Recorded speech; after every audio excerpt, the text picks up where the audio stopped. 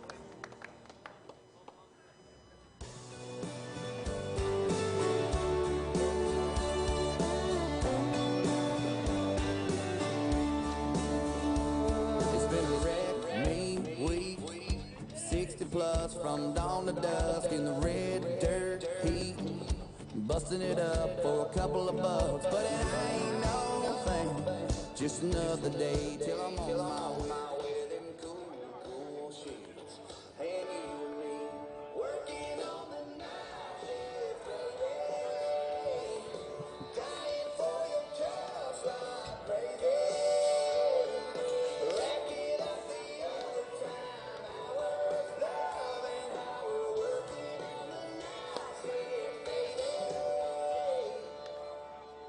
Gonna rock it right, no need to talk, I know what you want and what you like, 'cause I do too, yeah, I love how you leave on the lines, not a thing between you and me, and it feels so nice, when you and I are working on the night shift, baby,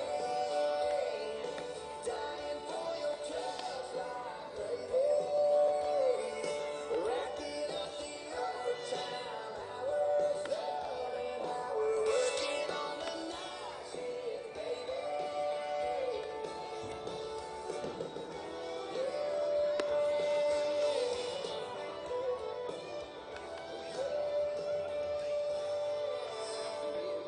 It's been a wreck-me week,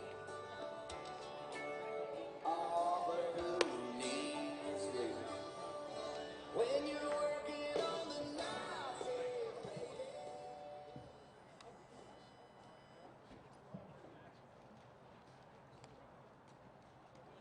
Leading off for the visiting Redbirds, right fielder from Boston College, number 7, Jack Cunningham.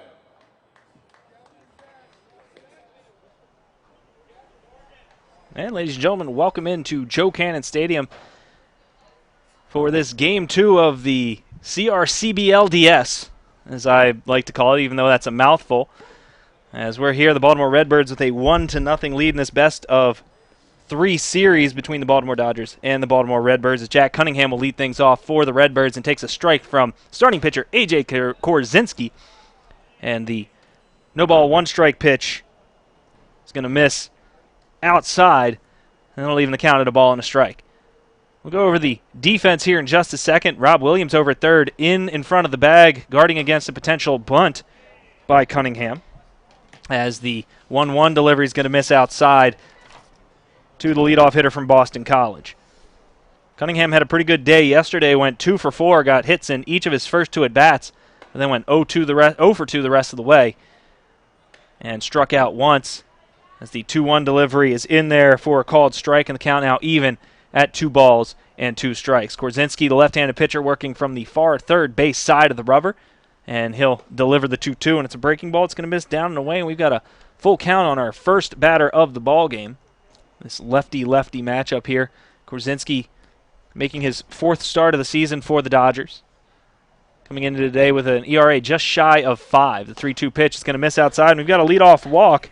Not the way you want to start it if you're A.J. Korzynski, as Jack Cunningham will take his space down at first base.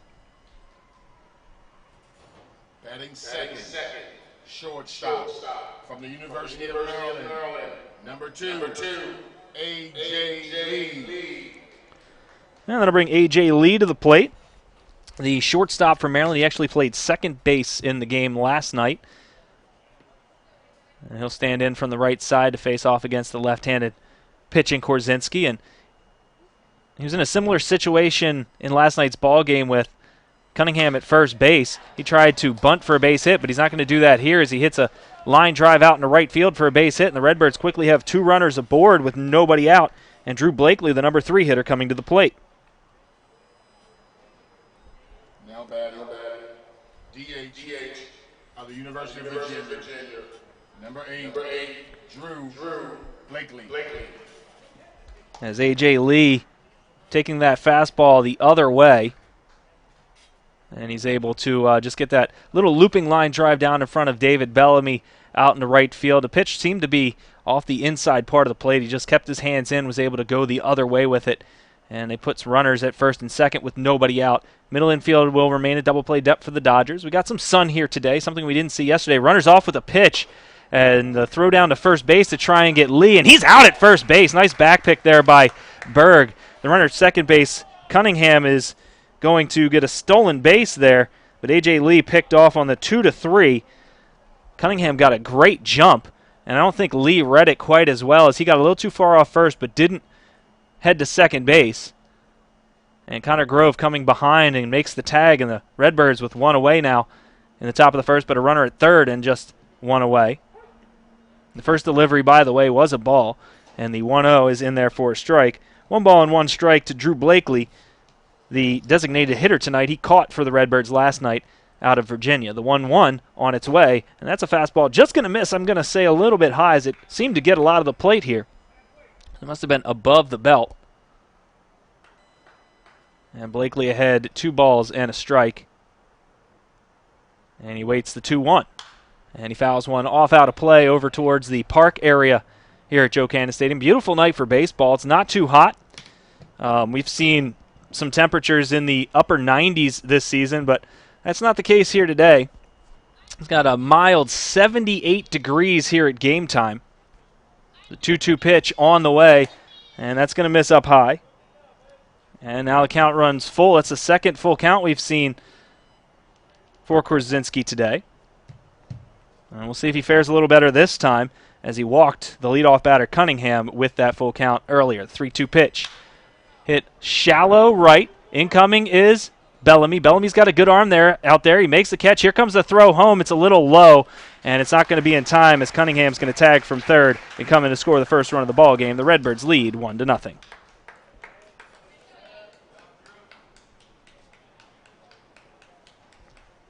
Batting cleanup, third baseman from the University of Texas, number 51, Andy McGuire.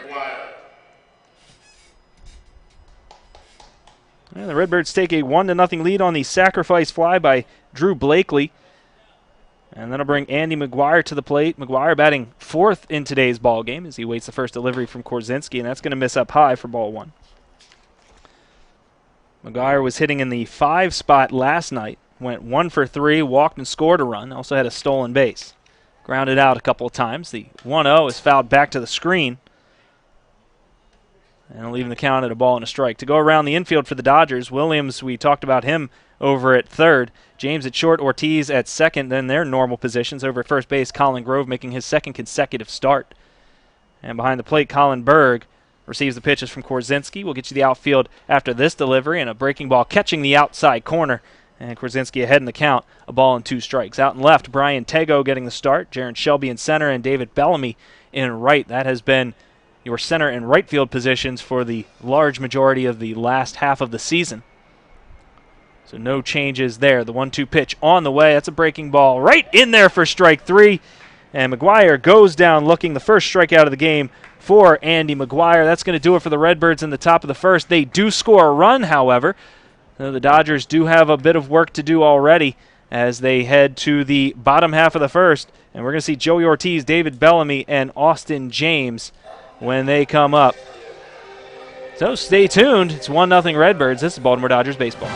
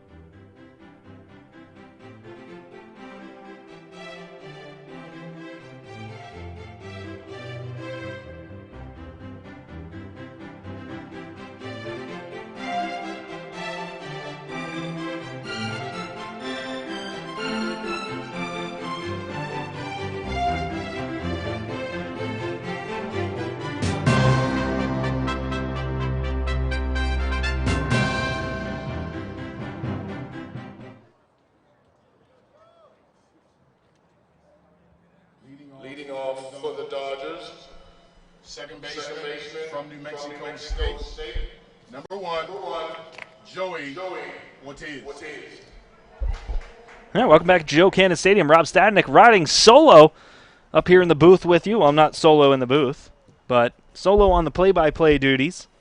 Joey Ortiz will stand in to take on Zach Adenese. It's not an easy name to say. Adenese delivers a strike to Ortiz to begin the ball game. He's going to work out of the line. The lefty delivers, and that one's going to miss. Looks like a little bit low, and that'll even count at a ball and a strike. Ortiz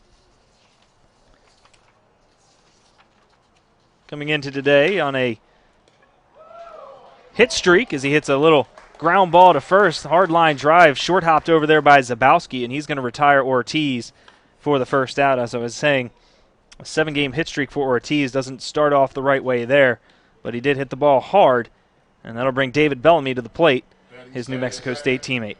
Right fielder from New Mexico State, number 13, David Bellamy. Now a lefty-lefty matchup is Bellamy standing in. I got to talk to Bellamy today before the game, which was actually nice. I haven't had a whole lot of chance to talk to the guys as much as I would like this year with all the extra stuff that we've been doing, and I know a lot of you are appreciative of it, but don't necessarily get as much inside information as I would typically do because we're down on the field getting interviews, and then we've got to edit video before the game starts, and we usually only have about half an hour by the time we're done editing video before the game starts. The 1-1 pitch on the way, and that's going to break down and away to Bellamy. I talked to Bellamy, and he felt that he only played 20 games in the spring, and he's kind of turned it on here as of late, and he just felt like he was finally getting his timing back, and that's why he's kind of turned it on here in the second half of the season as he fouls away the 2-1. The count now 2 balls and 2 strikes to the Dodger right fielder. So didn't get a ton of playing time this year at New Mexico State, certainly looking to change that, and I know The New Mexico State Twitter page has taken notice of Bellamy, who hits a ground ball up the middle. Richardson over to get it. A quick throw to first is not going to be in time, as the quick speed of Bellamy coupled with the nice grass here at Joe Cannon Stadium. I'll tell you what, if that was at Carlo Crispino, he's probably out because Richardson gets to that ball a lot quicker. But the long grass here in the infield at Joe Cannon, and an infield base hit for David Bellamy. Shortstop of the State College of Florida. Number 12, Austin James. So Austin James will stand in to take his cracks at Adenese, who will come set, check the runner at first base, and come home and check down to first base to see if he swung. He did not. So Austin James doing a good job of holding up there. David Bellamy, a good stolen base threat. Stole 2 bases yesterday, as the delivery is going to miss upstairs, and Austin James ahead in the count, 2 balls and no strikes. I was saying Bellamy, I'm stand corrected, 3 stolen bases yesterday. Had 9 in the regular season. The throw over by Adenese, not the best move. He was just checking on Bellamy. It's always hard to run on a lefty. Has to be first move. Bellamy doesn't get a huge lead over at first base. I talked to him about his lead as well as Joey Ortiz's lead. As a 2-0 pitch is going to miss up and in to James. He's ahead in the count, 3 balls and no strikes. So decent pitch to run on here, but you probably don't want to take the bat out of James's hand. Don't want to take the risk here of James missing a down the middle fastball as he gets one and hits it hard and deep out to left. Going back is Bednar, and that ball is gone! Austin James with a 2-run home run to left center field gives the Dodgers a 2-1 lead here in the bottom of the first.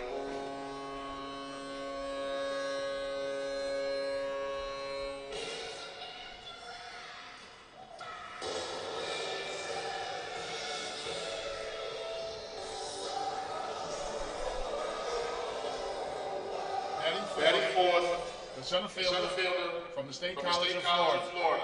Number 30, Jaron Shelby. So Jaron Shelby now coming to the plate, going to have to try and follow his State College of Florida teammate after he hit one over the 380 sign out there in left center field. That's something I swear I wasn't expecting to see ever at Joe Cannon Stadium. It's 380 to left center with wood bats. The ball popped foul, and it's probably going to land on our heads. Nope, guess it got over us. Shelby down in the count, no balls and 2 strikes. Shelby struck out 3 times yesterday, had a few qualms with the home plate umpire. Struck out looking 3 times, I should say. And wasn't too happy with a lot of the calls, and he was talking about them. This time, he is in agreement. It's a breaking ball on the outside corner. Got him looking again. The first strikeout of the game for Adenese. Batting fifth, the first baseman out of Judson University. Number 22, Connor Grove. Now Connor Grove will take his cracks as he takes the first pitch. It's going to be in there for a strike. No balls and a strike to the first baseman. Now getting a second consecutive start in the field. Spent a lot of the year as a pitcher, I should say most of the second half of the year as a pitcher, as he started as the everyday first baseman, swings and misses at a breaking ball here. And he said it was an adjustment process, especially coming against a very tough Redbird staff, and a swing and a miss here at a ball in the dirt. And a good block there by Sloniger. He'll throw down to first base to retire the side and complete the strikeout, the second strikeout of the inning for Adenese. But Austin James blasts one over the left center field fence and gives the Dodgers a 2-1 lead. We're heading to the top of the second inning. This is Baltimore Dodgers baseball.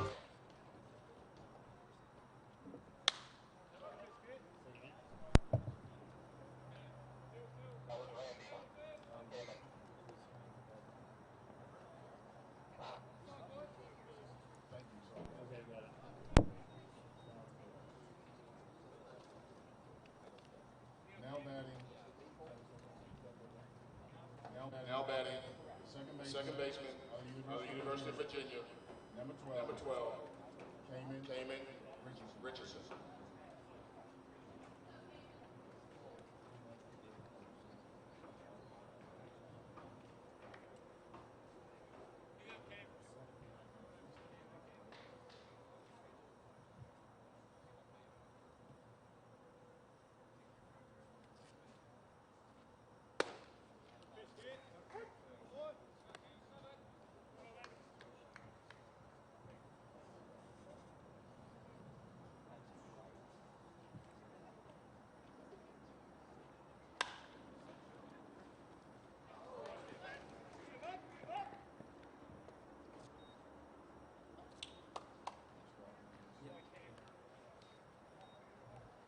Batting sixth.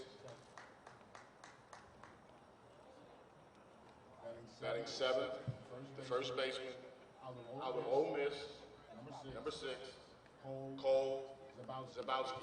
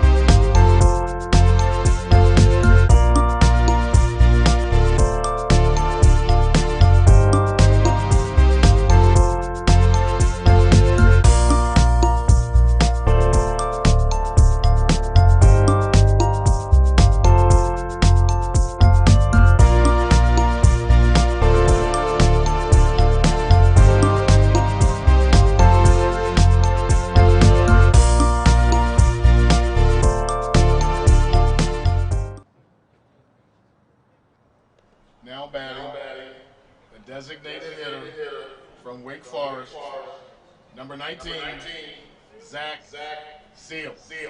And welcome back to Joe Cannon Stadium. Sorry you didn't get that top half of the second inning there. It was a 1-2-3 inning, a fly ball out to center by Randy Bednar, an E4 by Joey Ortiz, and Kamen Richardson getting to second on a wild pitch, but then picked off.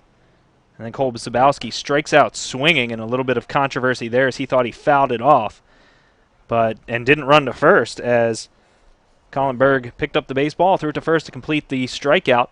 And now Zach Seal will take the plate in the bottom half of the second inning and take the first delivery inside and swing and miss at the second delivery. The Dodgers lead this one 2-1 on a 2-run home run by Austin James. The 1-1 pitch is going to miss down low.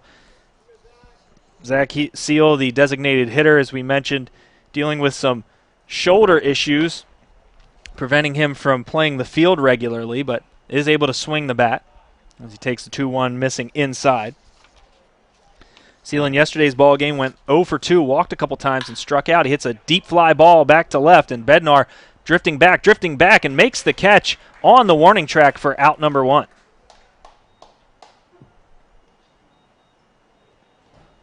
Now batting, the third baseman from Chowan University, number 25, Rob Williams. No, deep fly ball out for Zach Seal here to begin the bottom of the second inning, and that'll bring Rob Williams to the plate, the lefty from Chowan University, just joining the team about a week and a half ago and started every game since. He fouls one back out of play behind us here. It's going to end up over by the ticket taker stand. As if you're hearing this and you're in the area, feel free to come down, as because it is a playoff game, it will cost $5 to get in. But it's good baseball. Playoff baseball. The CRCBL DS 3-game series. It's a fastball catching the inside corner, and Rob Williams down in the count. No balls and 2 strikes. The Redbirds winning the first game in Towson. Game played at Carlo Crispino Stadium, their home field, the home of the Calvert Hall Cardinals. A fastball is going to miss the outside corner, and Adenisi thought he got that one as he hit the glove, but the glove was set up outside. And the count now 1-2. And the Dodgers going to try and win another one here, win one here, excuse me. Breaking ball in there for strike 3. And Williams down on strikes looking. It's the second strikeout of the game for Adenisi via the looking variety. Now batting, the catcher from Villanova, number 33, Colin Berg. So Adenisi doing a good job of keeping these Dodgers hitters off balance here in the early going, as Colin Berg's going to stand in and take a fastball that catches the inside corner. I think he thinks that was a little bit inside, but home plate umpire rung him up for strike 1. The 0-1 pitch on the way to Berg. That one definitely inside as he has to spin out of the way.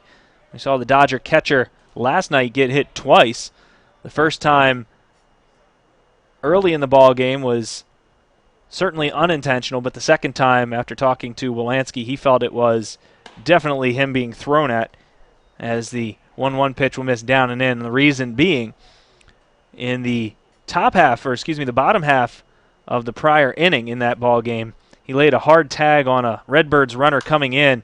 As the Redbirds runner came in standing up, Wolanski kind of put his entire body into the runner along with the glove to make the tag. So it was a hard tag that the Redbirds took exception to, and Wolanski feels that he was hit intentionally the next time he came up. It's a foul ball here by Berg, and a 2-2 pitch. It's going to get off the equipment of Sloniger, but it was down and in, so no action as Colin Berg runs the count full, 3 balls and 2 strikes. Now Berg didn't play in the first game between these two teams yesterday. He did play in the wild card game and went 0 for 3 as a breaking ball will miss the outside corner, and the Dodgers have their first base runner of the inning. Batting ninth, playing left field from LaSalle University, number 15, Brian Tago. As Brian Tago, the switch hitter from LaSalle, will stand in to take his hacks against Adenese. The Dodgers now through the lineup here in the bottom half of the second inning. The runner at first base, Colin Berg, taking his lead, and Brian Tago taking a fastball up above the letters for ball one. This is the first time that the Dodgers have faced off against Adenese, and Adenese making his 8th start. Throw over to first base, and Berg is out on the pickoff. Nice pickoff move there by Adenese. And while I said the Dodgers were going to bat around, well, I guess that's not true, as Brian Tago will come up to lead things off when they come to bat in the bottom of the third. We head to the top of the third, and the Dodgers hold a 2-1 lead. This is Baltimore Dodgers baseball.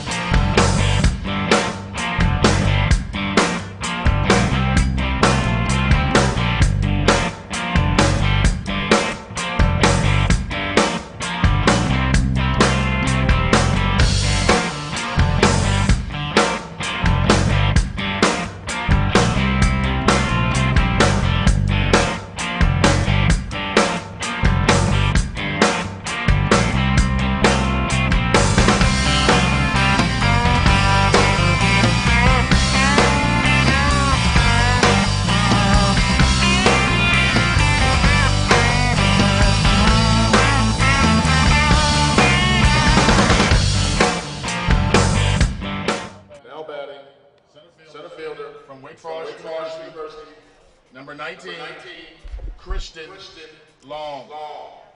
And we're back here for the top of the third inning. The Baltimore Dodgers lead the Baltimore Redbirds by a score of 2-1. Baltimore Dodgers getting their runs on a 2-run blast by Austin James over the left center field fence. The 380 sign, something I didn't think I would see at Joe Cannon Stadium. A sacrifice fly for the Redbirds in the top half of that inning gave them their run as Christian Long standing in and taking a delivery on the outside corner for a strike. He was not happy with the call. He showed it physically. Body language tells a lot. It's the 0-1. It's going to miss up and away, as we've seen a few batters upset with the strike zone. But, well, let's be honest. When aren't they upset with the strike zone? They don't like borderline pitches going the pitcher's way, that's for sure. And pitchers are the same way. It's a 1-1 pitch. The swing and a miss by Long. And he's down to the count of ball and 2 strikes. Long in yesterday's game went 2 for 4. He had a double, an RBI, and he struck out. As Korzinski will work out of the set, as he always does. The 1-2 pitch on the way, and a good check there by Long as the pitch in the dirt. Berg not able to block it, which probably a good thing for the Dodgers that Long did not swing at that ball, because he'd be at first base right now, albeit with a strikeout. But any way you can get on base, really. It's a 2-2 pitch on the way. Hit high in the air, out behind shortstop. Coming in is Shelby. He's going to make the call, and he'll make the catch for out number 1.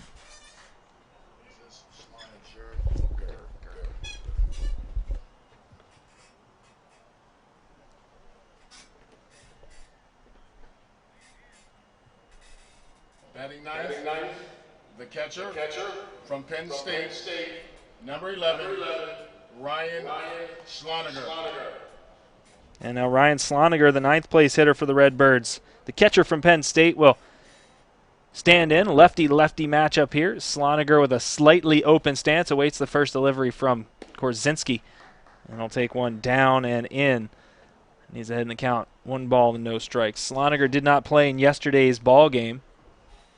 Only has 1 hit in the month of July. That actually came against the Dodgers the last time these two teams faced in the regular season this past Friday. It's a 1-0 delivery is going to miss up high. Sloniger,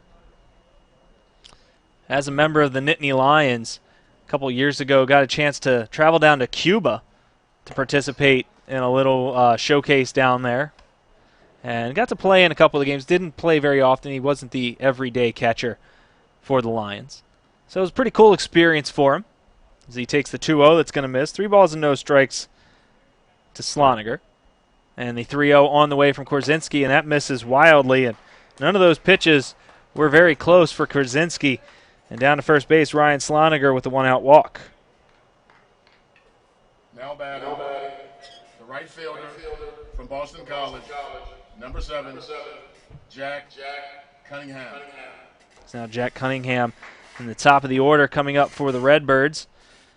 Cunningham drew a walk his last time. He was the lone run for the Redbirds as he reached third on a stolen base and was brought in by Drew Blakely's sacrifice fly to right.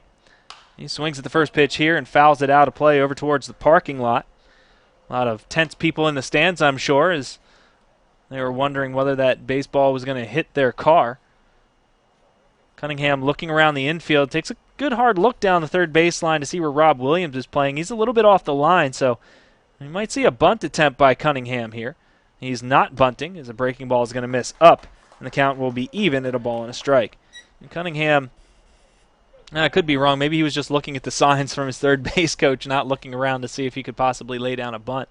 However, Rob Williams now backing up behind the third base bag, The 1-1 pitch is going to miss down, maybe a little bit outside as well from Korzinski. And Korzinski, one of these guys that throws from over the top. You see the three-quarter delivery pretty much in vogue in the majors where a lot of guys like to throw those two-seam fastballs. Korzinski comes from straight over the top. So sometimes getting that up and down is a difficult thing. You have to be on your game as the 2-1 in there for a strike evens the count at 2 balls and 2 strikes. Not a lot of wind here at Joe Cannon as the flags are draped around the flagpole out in center, right beyond that 410 sign. 2-2 pitch on the way. Foul tip, and the follow-through gets Cunningham, who doesn't even turn to look at the catcher to see if he's okay, so certainly not pleased with that. Usually you see when you get a catcher on your backswing like that, you'll turn around to make sure he's okay. Cunningham really indifferent as to whether Berg was okay.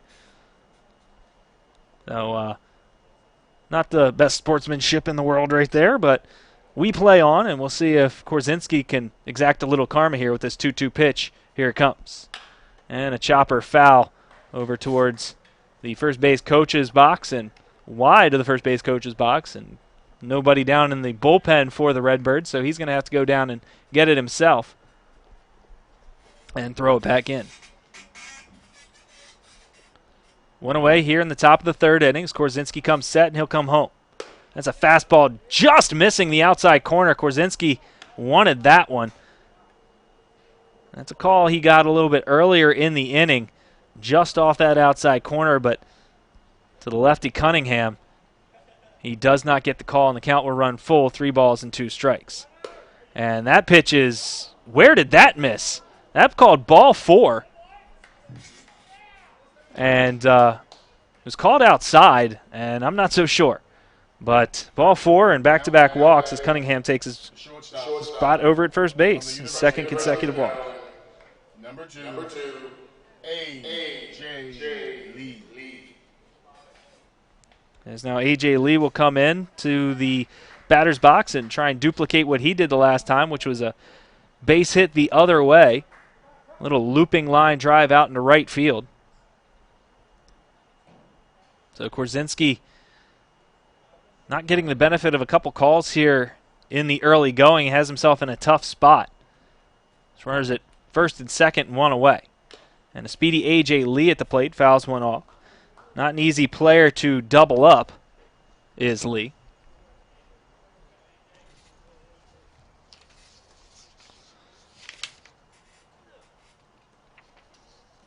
Lee against the Dodgers this season's played in 4 games. He's 4 for 13, scored 3 times. Hasn't driven in a run yet. Stolen 2 bases, been caught once. So he's got an opportunity to drive in his first run against the Dodgers this season. It's the 0-1 is a breaking ball, going to miss way up high. And Colin Berg able to get up and make the catch before the ball goes past him to the backstop. So a nice athletic play there by Colin Berg, keeping the runners at first and second and the potential double play in order. As that middle infield in at double play depth. Sun starting to set off to our left at Joe Cannon. Long shadows stretching across the field from third base to first. As the set and the 1-1. As a fastball up high. And Korzinski having a difficult time keeping the baseball down. As I said, with that over-the-top delivery, sometimes getting on top of the baseball is a very difficult thing for pitchers that employ that delivery.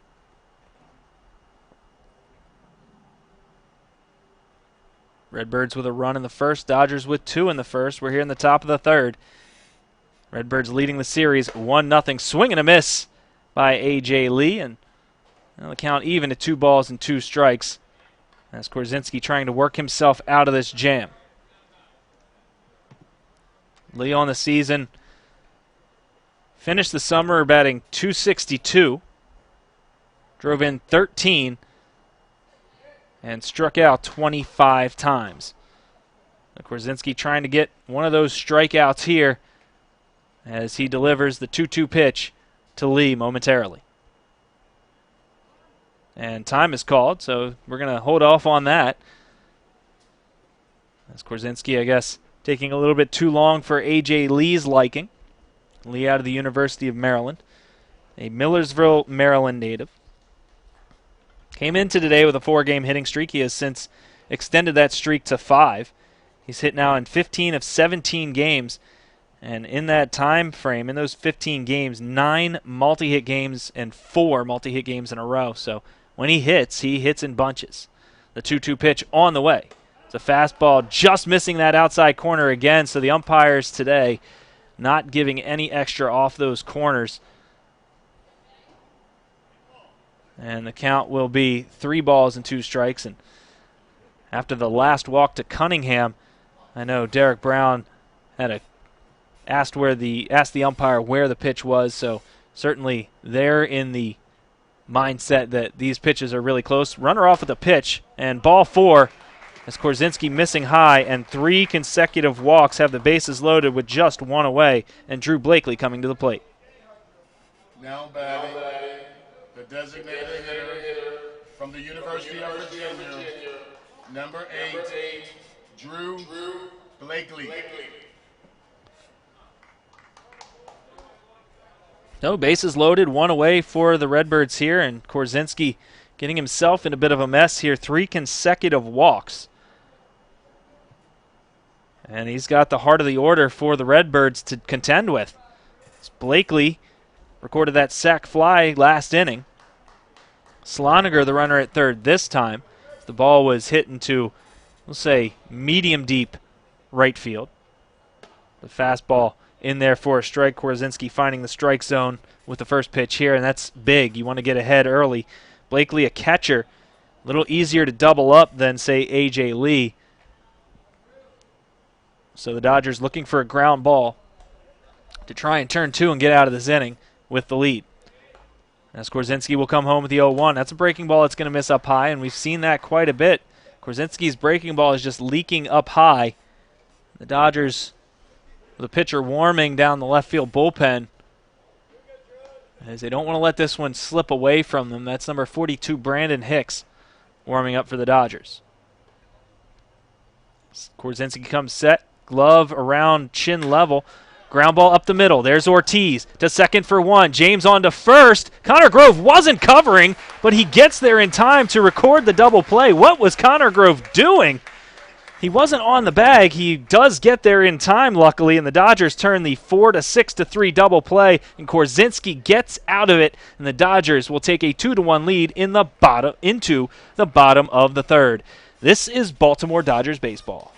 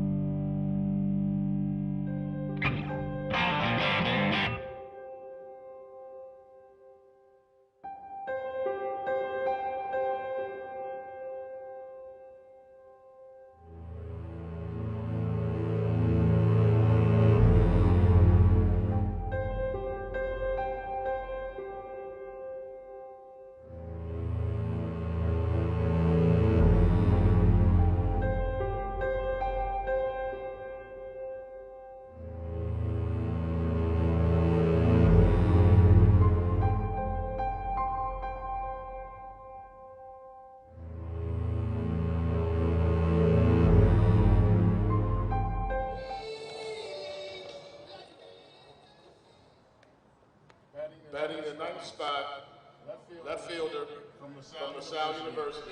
Number 15, Brian Tago. Brian Tago is going to lead things off here for the Dodgers in the bottom of the third inning as they get out of a big-time jam after Krasinski loads the bases with walks. He gets the 4-6-3 double play, and they almost didn't get out of it because Connor Grove wasn't covering first base. The first delivery to Tago is going to miss. I don't know what he was doing, but he eventually got over in time. And the 1-0 will miss to Tago as well. Brian Tago has shown a knack for getting on base, as you'd like to see your number 9 hitter do. As against the Redbirds in 2 games, 0 for 7. And he does have a walk, but in his last handful of games, he's got 4 walks and a couple hit by pitches. This is the 3-0 pitch, catching that inside corner. And Tago's still ahead in the count, 3 balls and 1 strike. And the 3-1 delivery chopped foul over by the Dodger dugout.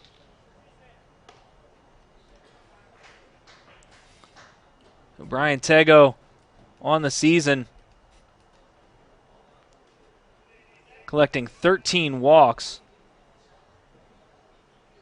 Or 18 walks, excuse me.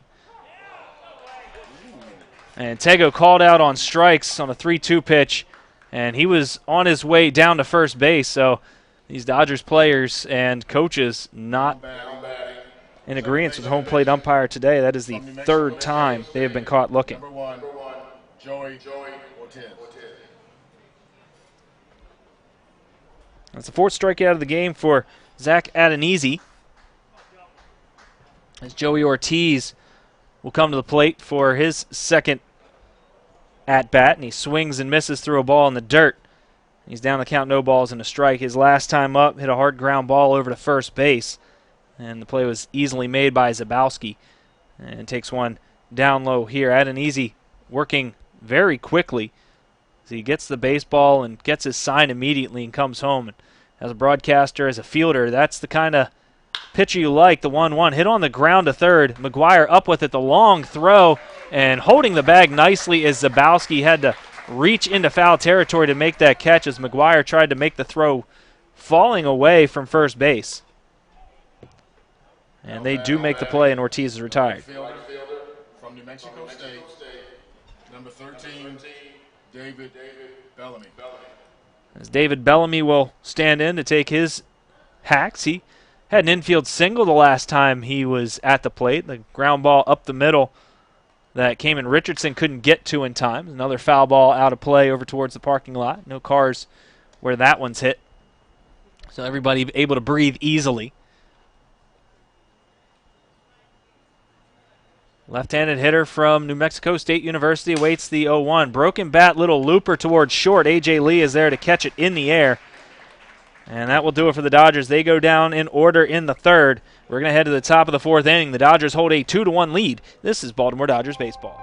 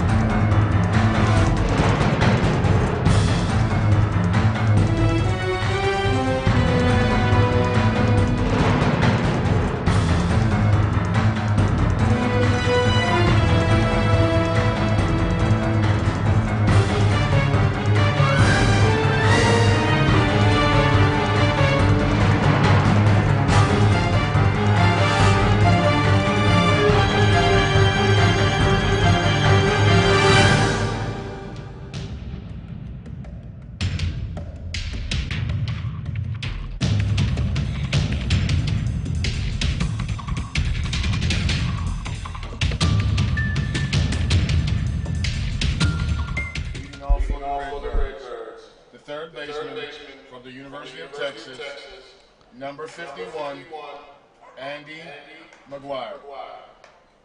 And we're back for the top of the fourth inning where the Baltimore Redbirds and the Baltimore Dodgers are in a tight one.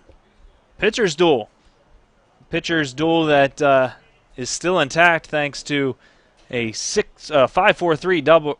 Wow, 4-6-3 double play to end the top of the third after Korzinski walking 3 consecutive batters to load the bases, and he's going to face off against Andy McGuire, who struck out looking his first time and deliver a pitch that misses up high.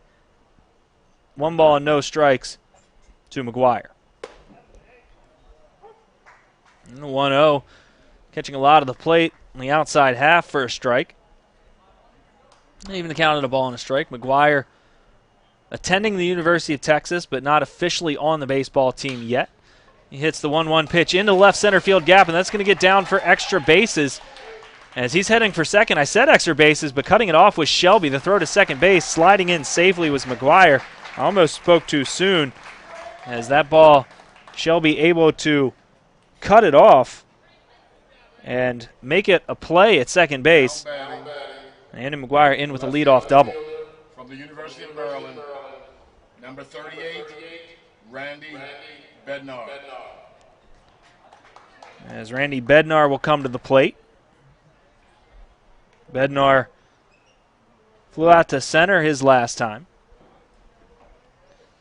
In the first couple of games of the season, Bednar, the first couple of meetings between the two teams, Bednar was kind of a Dodger killer. And the first delivery to him is going to hit high in the air to center. Going back is Shelby. Still going back, now settling under it and making the catch. And tagging and going to third is Andy McGuire, and he's going to be at third base with just 1 away. So productive out there by Randy Bednar. And 1 away here in the top of the fourth inning. The runner at third base for Kamen Richardson. The second baseman from the University of Virginia, number 12, Kamen Richardson. Kamen Richardson's going to stand in now, and the Dodgers are going to bring the infield in, hoping to cut off a run at the plate. So now Korzinski will work out of the set, and he'll come home. Hard ground ball. It's going to get through the left side for a base hit. And Richardson with an RBI single ties things up at 2. And he'll reach first base, still just 1 away in the Redbirds half of the fourth. The second baseman from the University of Virginia. From the University of Mississippi, first baseman, number 6, Cole Zabowski. Cole Zabowski will come to the plate. Lefty-lefty matchup. Zabowski's last time up, he struck out swinging. He didn't like it as the runner goes here, and a foul ball by Zabowski. He didn't like the call. He swung. He felt he fouled it off, and the ball bounced over towards the Redbirds dugout, and completing the play was Colin Berg. He retrieved the baseball and threw it to first base to record the out, but Zabowski hadn't moved. It was the 0-1. It's a breaking ball in there for a strike. Good pitch there by Korzinski. And no balls and 2 strikes to count on the first baseman out of Ole Miss.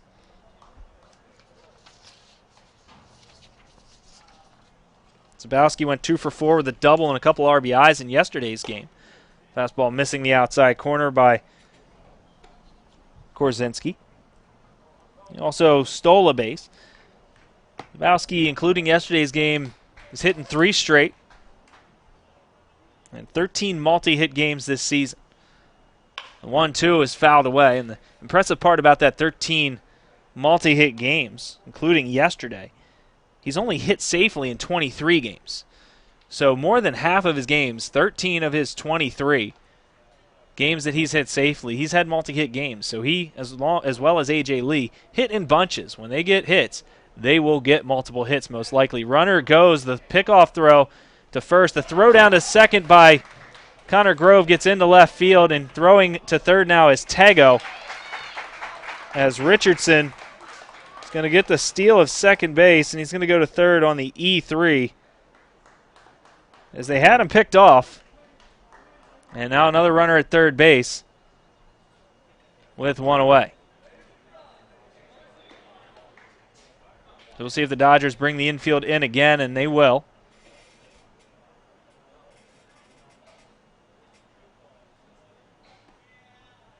Delivery on the way to Zabowski. And he's going to get a base hit as he just pokes it the other way into left field for a base hit.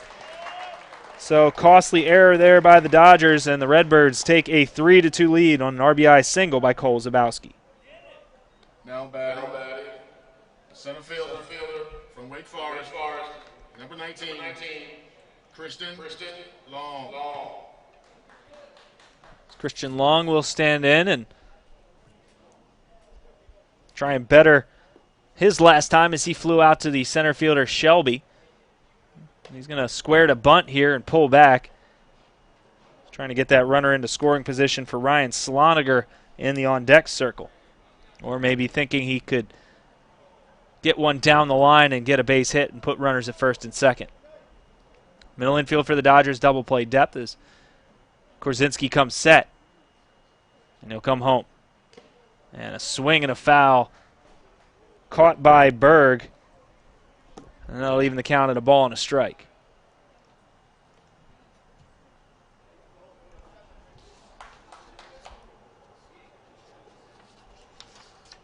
Zabowski checking the runner at first, and he'll come home. And a fly ball out in the left center field. Brian Tago started back, and he'll come in and make the catch for out number 2. 2 fly ball outs for Christian Long. And that'll bring Ryan Sloniger to the plate. Does not have an official at bat as he walked his last time and was stranded at third base. The catcher out of Penn State, number 11, Ryan Sloniger.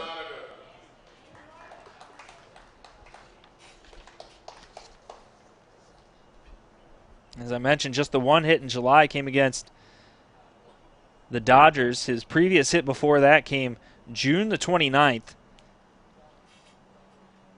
in a 4-3 loss against the DC Grays. He went 2 for 2 and scored a run in that game. His first delivery to him is going to miss. 1 ball and no strikes to the catcher from Penn State. Last year in the playoffs, Sloniger appeared in 2 games for the Redbirds, went 1 for 4, drove in 3, and scored a run. And he takes a 1-0 that'll miss here. 2 balls and no strikes to the left-handed catcher.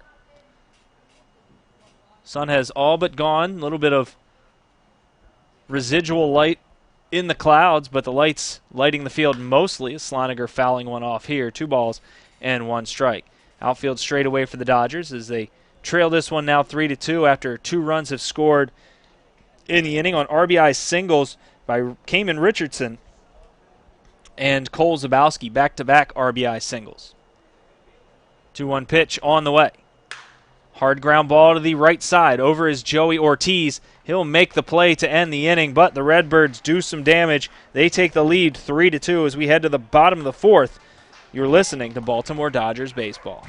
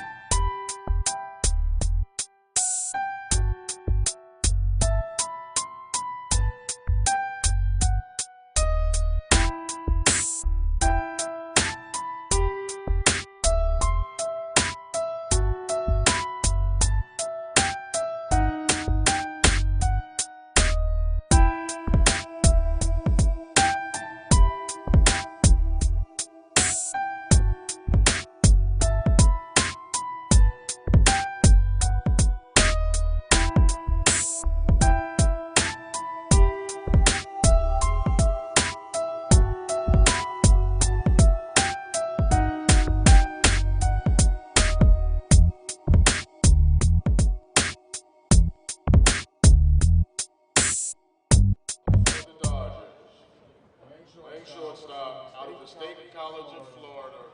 Number 12, Austin James.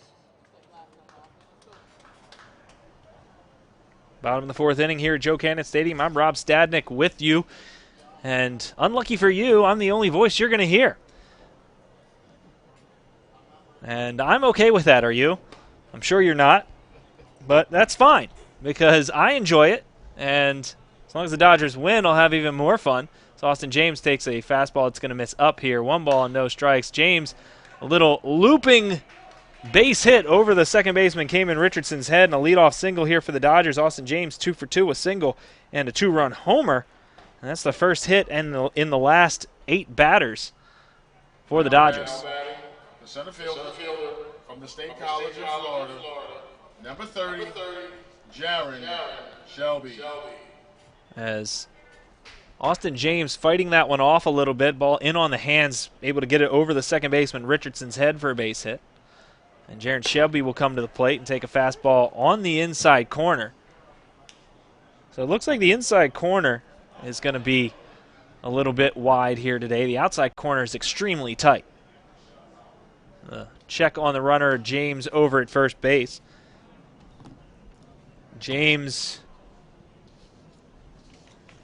as I previously mentioned, 2 for 2 today. He's got the 2 RBIs.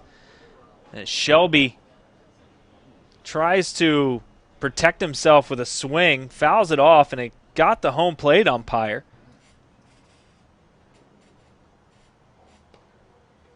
And the home plate umpire down on a knee, and the trainer for the Dodgers and now the trainer for the Redbirds coming out to check on him. I'm not sure where that got him. Is the ball tipping off? I think it got the bat of Shelby. I thought I heard a tick from up here, but who knows what that was. That could have been it hitting the umpire. And he's down on his knees. And no, they brought out water for him to drink, so usually that means it was in a very intimate area.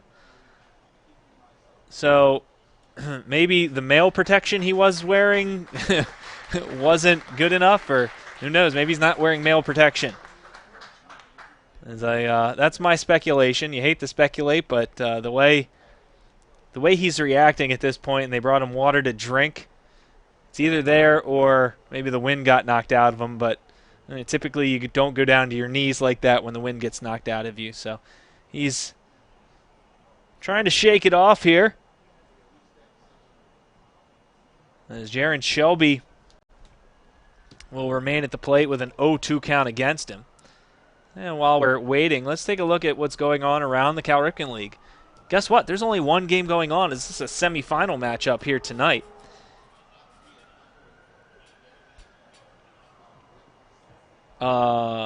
Well, the Big Train are leading in the other game 5-0.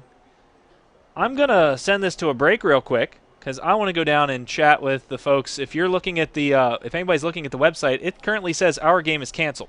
So I'm going to find out what's going on and make sure they can correct that.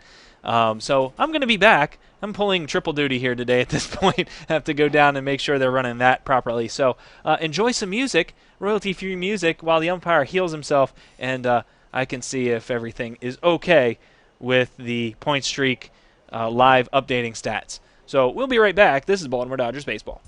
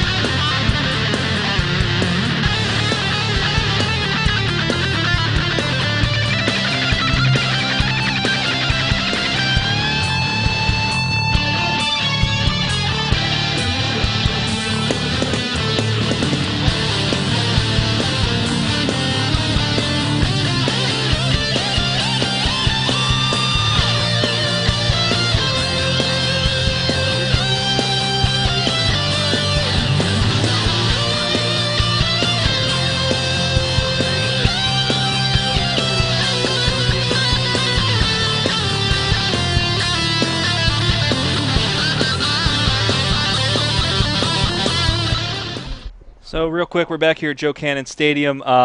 So it looks like the home plate umpire was actually hit in the head as he was going through concussion protocol when I was down there.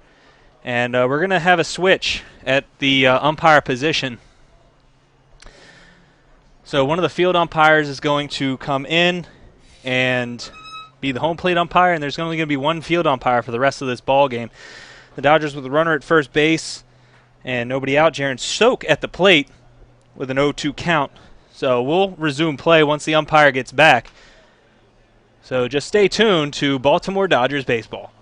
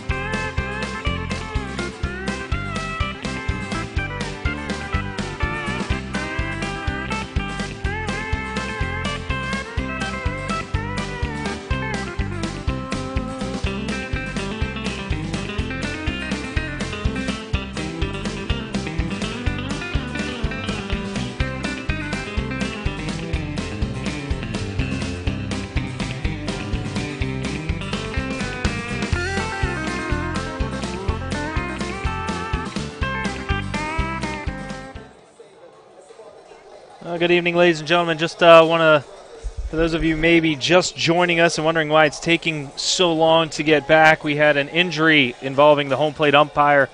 He got struck in the head with a ball, went through concussion protocol, and I guess he was not deemed able to continue, or else he just didn't feel good enough to continue. So right now we've got one umpire that's getting the equipment on, and he'll take over behind home plate, and we only have one umpire in the field. That's my understanding, at least. I don't know if the home plate umpire is going to feel well enough to come out and be the second field umpire today, but that's what we're waiting for. And we're in the middle of a 3-2 Redbirds lead. This is the divisional series between the Redbirds and the Dodgers, and the Redbirds lead it 1-0. This is a best-of-3 series, so if the Redbirds win today, they move on. The Dodgers need a win to force a game back at Carlo Crispino Stadium tomorrow night. And we're here in the bottom of the fourth. The Dodgers have a runner at first base in Austin James, and Jaron Shelby currently at the plate with an 0-2 count. So that's where we stand, and we'll be back to get you action as soon as we get umpires back on the field and we're ready for play. So please stay tuned to Baltimore Dodgers baseball.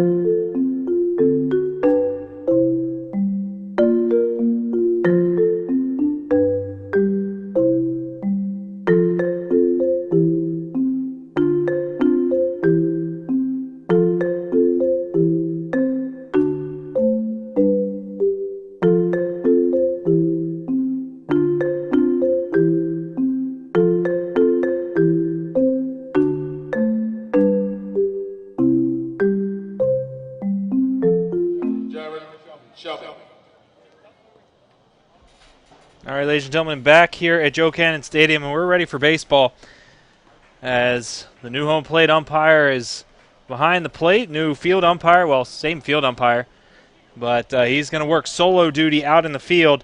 Jaron Shelby with an 0-2 count. Zach Adenese with a runner at first base will deliver the 0-2, and a breaking ball on the inside corner for strike 3. And Jaron Shelby down looking for the second time. That's the 5th time against the Redbirds the last 2 games, and he struck out looking, so getting fooled a little bit too much for his liking, I'm sure, as Connor Grove will come to take his swings, and he struck out swinging the last time. As I said, hasn't hit too frequently as of late. His first real at-bats since July the 13th came in yesterday's ball game, and he said he was extremely rusty as he fouls one off here and hits the catcher and goes back to the screen. And what we had the delay was the home plate umpire got a foul ball off the mask, square in the forehead, and he's unable to continue. As the throw over to check on the runner at first base is Austin James, who singled the leadoff this top half of the fourth inning so long ago. And when I say top half, I clearly mean bottom half, as Austin James goes. Fastball inside. The throw down to second is low. And out at second base is Jaron Shelby. And so that runner off the base paths as he's caught stealing 2-4. And Connor Grove ahead in the count, 2 balls and 1 strike as that delivery was ruled a ball.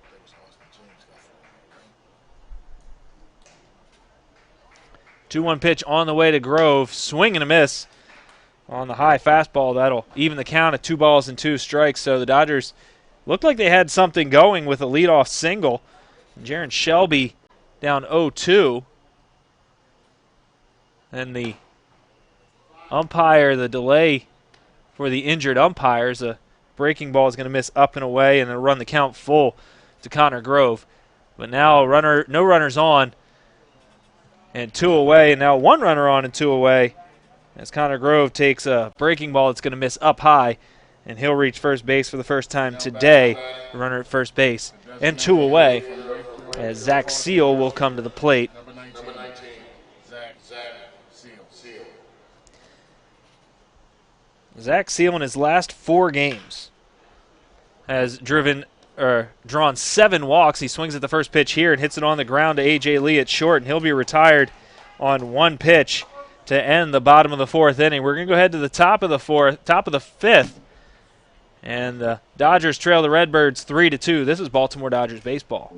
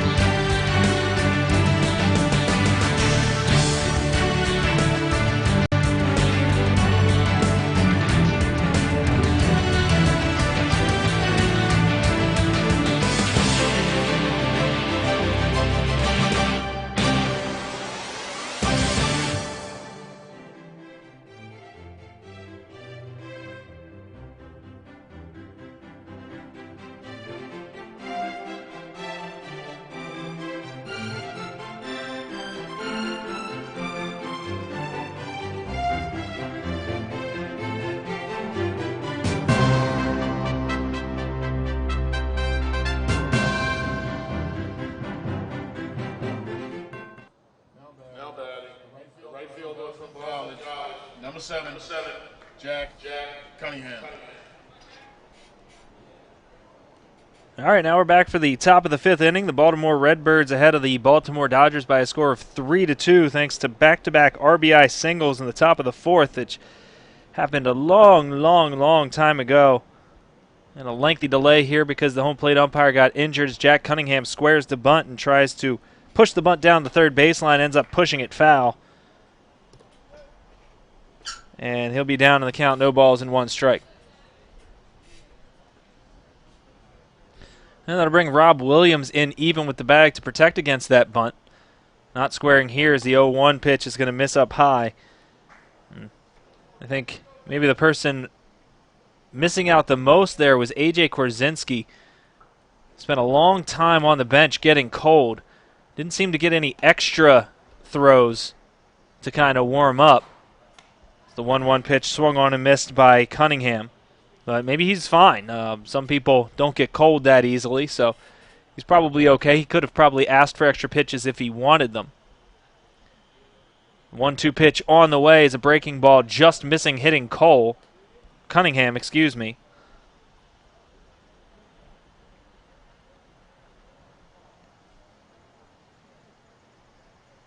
As Korzinski looks in for his sign, he'll come set and come home with the 2-2. And that fastball is going to miss up high. That is something that we've seen quite a bit for Korzinski here today, is that over-the-top delivery just lends itself to missing high with the fastball. 3-2 pitch. Popped up foul, and that's going to get into the seats out of play. You can hear it banging against the metal bleachers here at Joe Cannon Stadium. The count will remain 3 balls and 2 strikes to the Redbirds' leadoff hitter, who's been on base twice via the walk, come around to score in the first on the sacrifice fly by Drew Blakely. And he was stranded at second base when the bases were loaded and Blakely hit into a 4-6-3 double play. 3-2 pitch on the way. Hit out into right. Right there is Bellamy. Looks like he's got a beat on it, and he does. He makes the catch for out number 1 here in the top of the 5th. The Redbirds scored 1 in the first. The Dodgers answered with a 2-run home run by Austin James in the bottom of the inning. And the top of the 4th inning saw back-to-back singles by Kamen Richardson and Cole Zabowski, giving the Redbirds a 3-2 lead here in this Game 2 of a best-of-7 between the Redbirds and the Dodgers. Redbirds lead it 1-0, and they're looking to advance to the championship game, something they are very familiar with, as they've been in the championship game for the better part of a decade. It's almost their birthright at this point in time. It's the first delivery into A.J. Lee for a strike. Dodgers trying to ruin that party. The 0-1. It's also in there for a strike. No balls and 2 strikes to A.J. Lee. Redbirds last year losing to the Big Train, their dancing partner in that championship game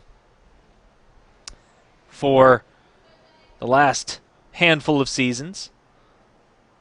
The Redbirds had won the championship 5 straight seasons. The 0-2, excuse me, is going to miss up. 1 ball and 2 strikes to count. Redbirds had won for a number of seasons in a row. I believe it was 5.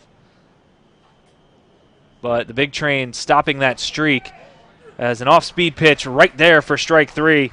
And down goes A.J. Lee looking. That's the 3rd strikeout of the game for A.J. Korzinski. Number 8, Drew Blakely. Drew Blakely's going to come to the plate. He's 0 for 1 as a sacrifice fly in the first and grounded into that 4-6-3 double play. So the Redbirds looking to exact some payback on the Big Train, who are currently winning their Game 2 matchup after winning yesterday. First delivery to Blakely's going to miss up high. Korzinski delivers the 1-0. That one also missing high. And Blakely heading the count 2 balls and no strikes. The Big Train winning in Silver Spring by a score of 5-0. That game in the top of the 6th. So if things hold there, the Big Train will be advancing to another championship series. It's a 2-0 pitch missing inside and running the count to 3 balls and no strikes.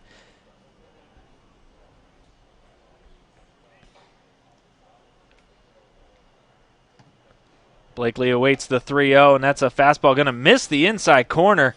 And this is where changing home plate umpires is a bit awkward for a pitcher. That pitch was being called in the early going with the first home plate umpire, but Number 51, Andy McGuire. not on this particular pitch. That pitch may be off the inside corner just a little bit, but we saw a wide inside corner early in the game.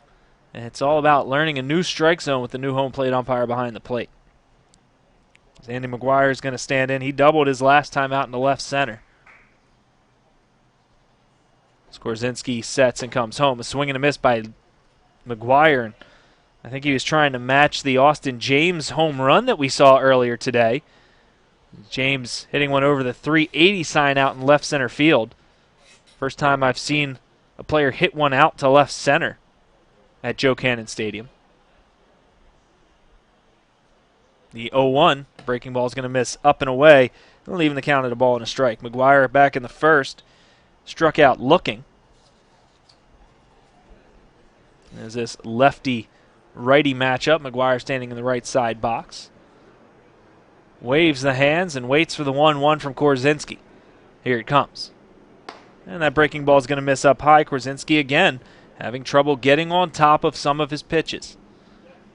Sound a bit like a broken record, but we've seen quite a bit of high pitches from Skorzynski today. And again, coming with that over-the-top delivery, you got to work hard to get on top of the baseball to drive it down to the catcher. And a hard ground ball to second. Ortiz is going to flip it the short way to Austin James to record the out. McGuire retired on the fielder's choice. That's going to do it for the Redbirds here in the top of the 5th inning. It's still 3-2. The Dodgers coming to bat. This is Baltimore Dodgers baseball.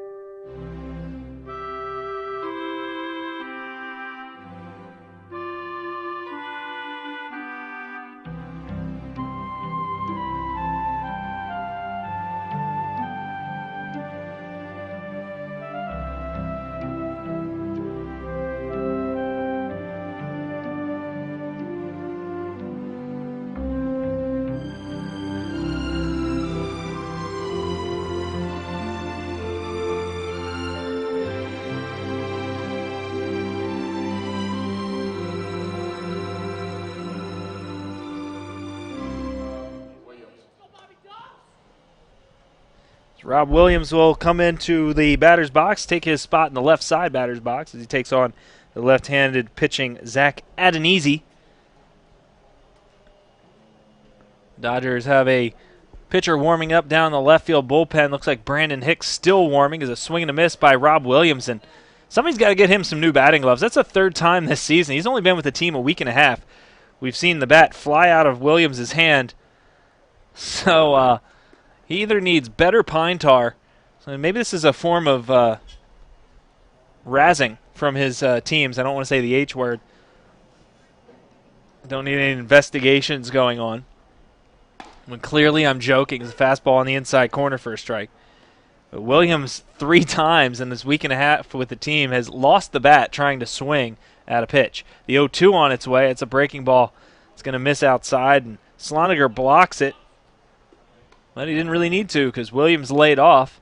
Again, another one of those plays where, as a hitter, you almost feel like, dang, I should have swung at that because I could have reached first base even though I struck out. Now, of course, you don't like your batting average to dip, but any way you can get on base, especially when you're trailing by 1 here in the bottom of the 5th inning, breaking ball is going to miss outside. It's a good location by Adenese, but a good hold by Williams. It's a pitcher's pitch. It's a chase pitch by Adenese. Who's going to wind and deliver the 2-2. Swing and a miss. Rob Williams down on strikes. That's the 6th strikeout of the game for Adenese, and he's going strong. So he's going to face Colin Berg. Now batting, catcher, number 33, Colin Berg from Villanova. Berg, his last time, walked and was picked off of first base.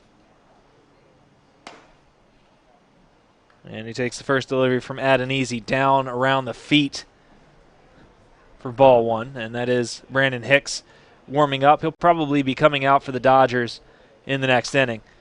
A foul ball back to the screen, and it's going to get caught up in the screen over here, so no souvenirs for anybody. It stays right where it's at in the top of the screen. And the count now, a ball and a strike on Colin Berg. And Berg started the season catching the majority of the games for the Dodgers, the 1-1 in their first strike. But then he was dealing with an ankle injury for the majority of the middle part of the season, now finally getting back into the lineup. And hopefully for the Dodgers he can start to warm up as he fouls one off here. And the count will remain a ball and 2 strikes.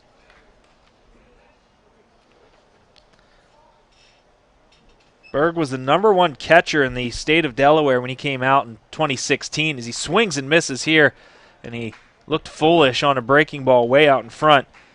2 consecutive strikeouts, the 7th strikeout by Adenese, and that'll bring Brian Tego to the plate. 15, Brian Tego. Tego, a strikeout victim back in the 3rd. He struck out looking.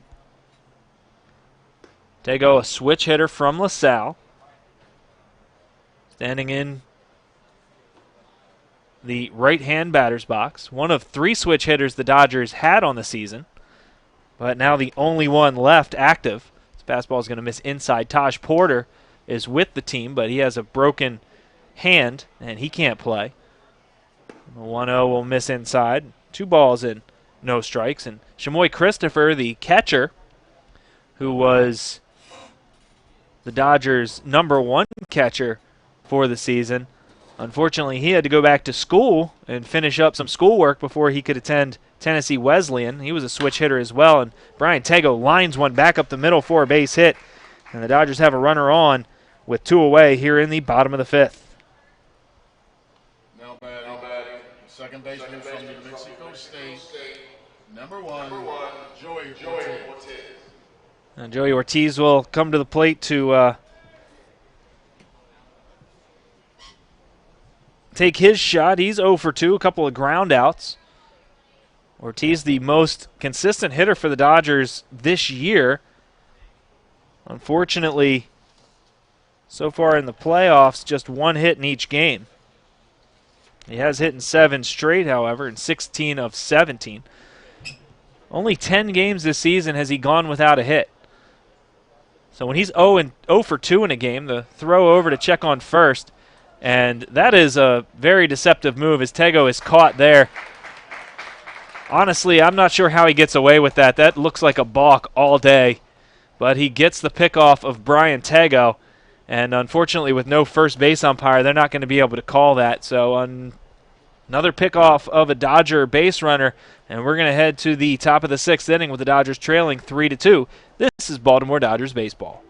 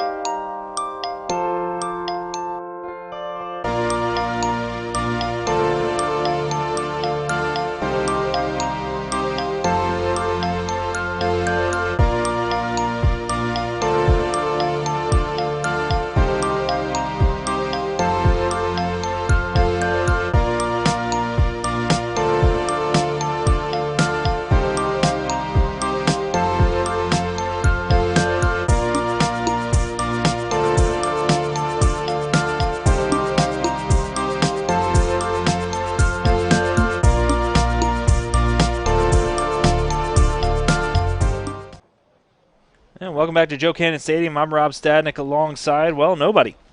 I'm here by myself bringing you the play-by-play for the Baltimore Dodgers and the Baltimore Redbirds, a game in which the Redbirds lead 3-2 in this best-of-3 series. They already hold a 1-0 lead after winning a game at home yesterday, and Randy Bednar is going to lead things off against the new pitcher for the Dodgers, Brandon Hicks.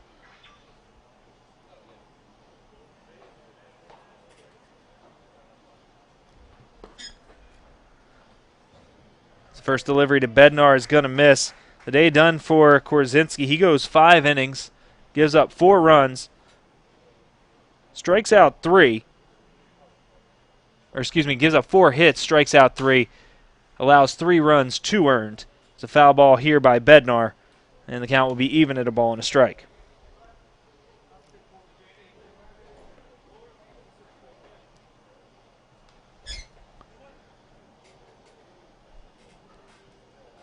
Another left-handed pitcher for the Dodgers as Hicks comes set out of Riverside College, and he'll come home. And that fastball, where did that miss? Had to be a little bit low as that looked to get plenty of the plate on the outside part.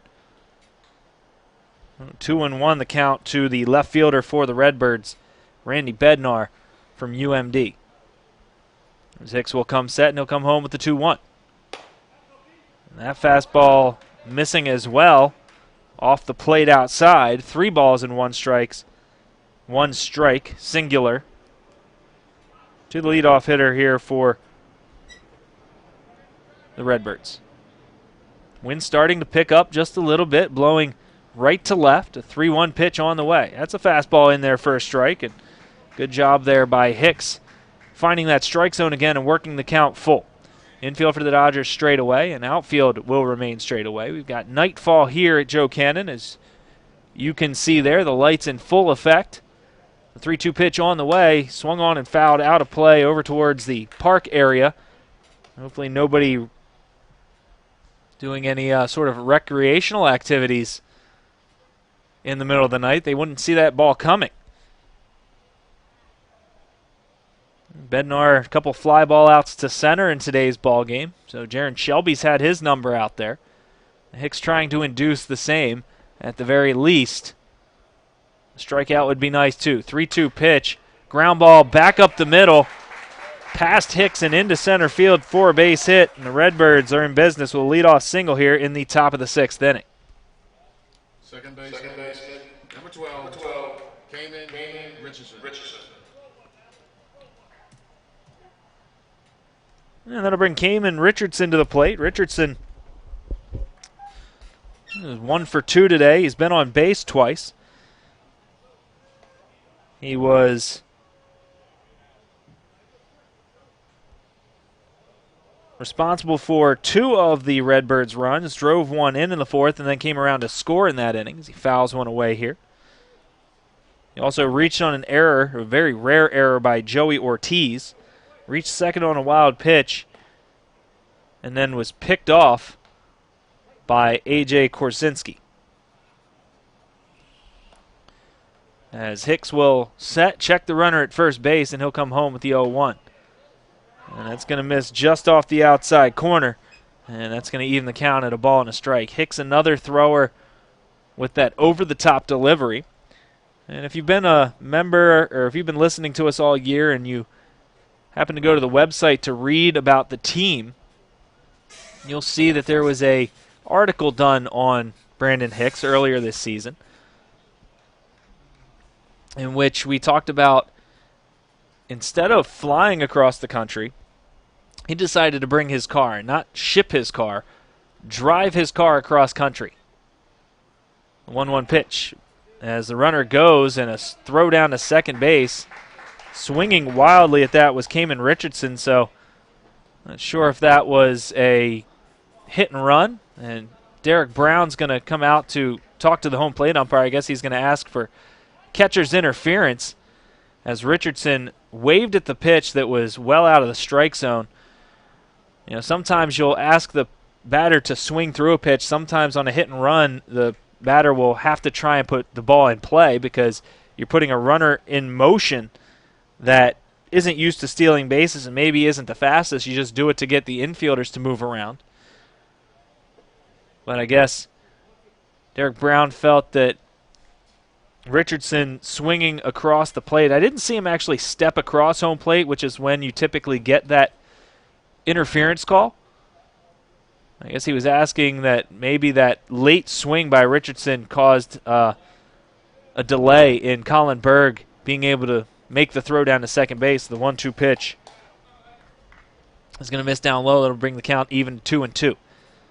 But he doesn't win that argument. As often you won't win arguments, although we did see one on Sunday be successful. That by Jeff Raberman. A swing and a miss. Oh, sorry, a foul ball. Had a pitch in the dirt.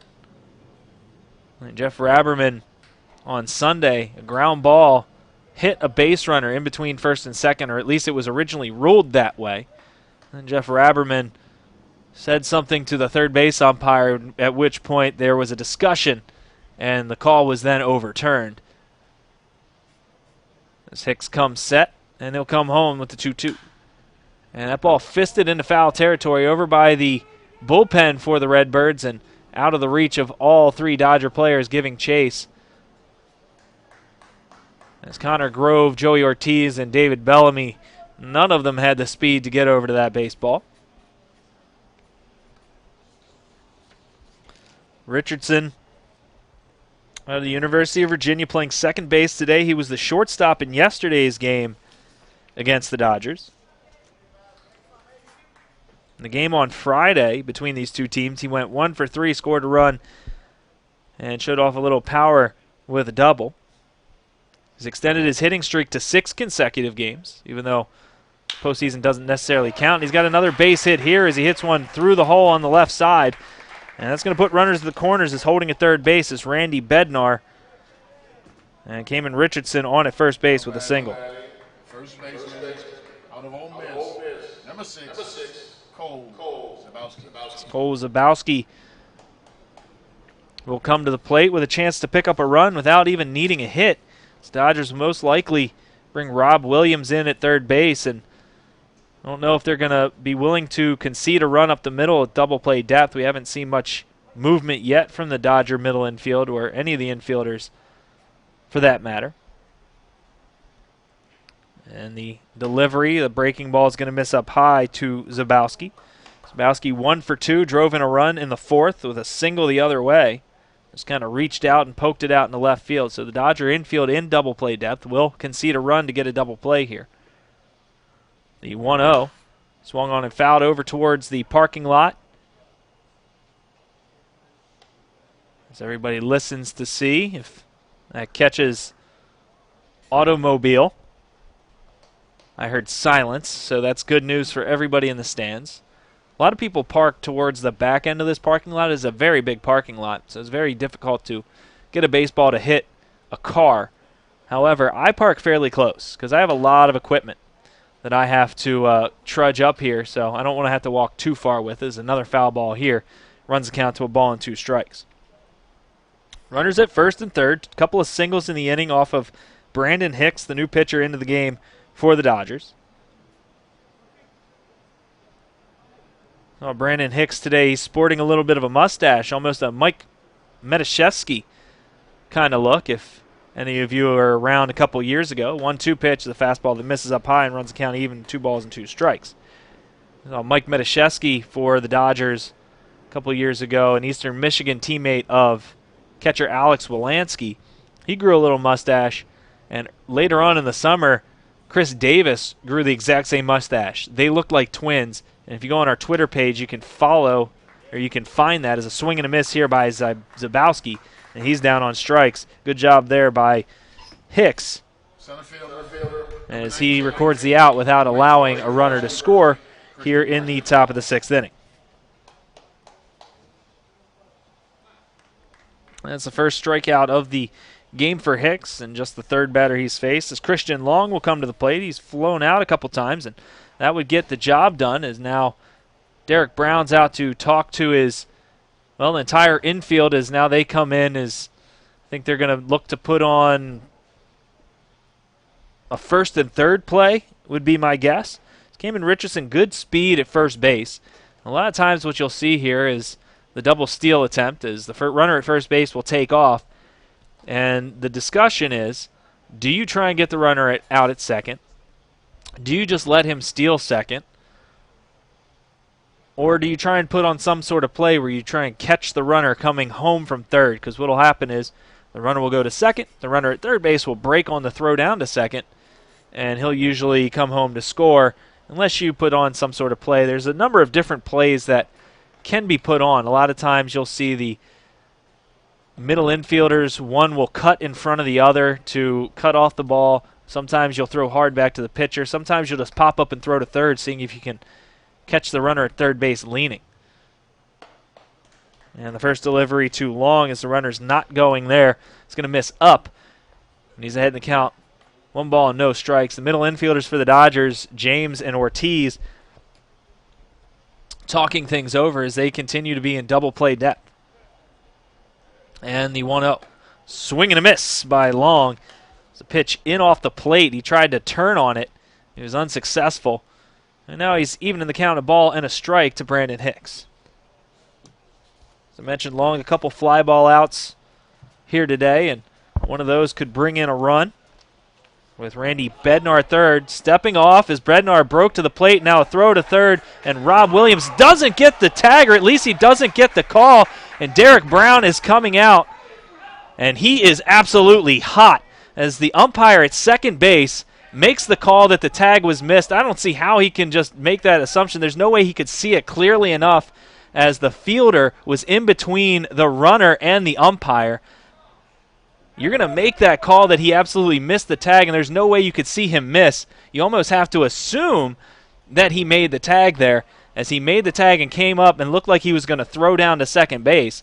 So we'll see if Derek Brown's animated discussion with the field umpire results in anything here, but I don't know if they're going to change it. They're going to call him safe, and the umpire stared down Derek Brown when he called him safe, which is an absolutely unprofessional thing for him to do.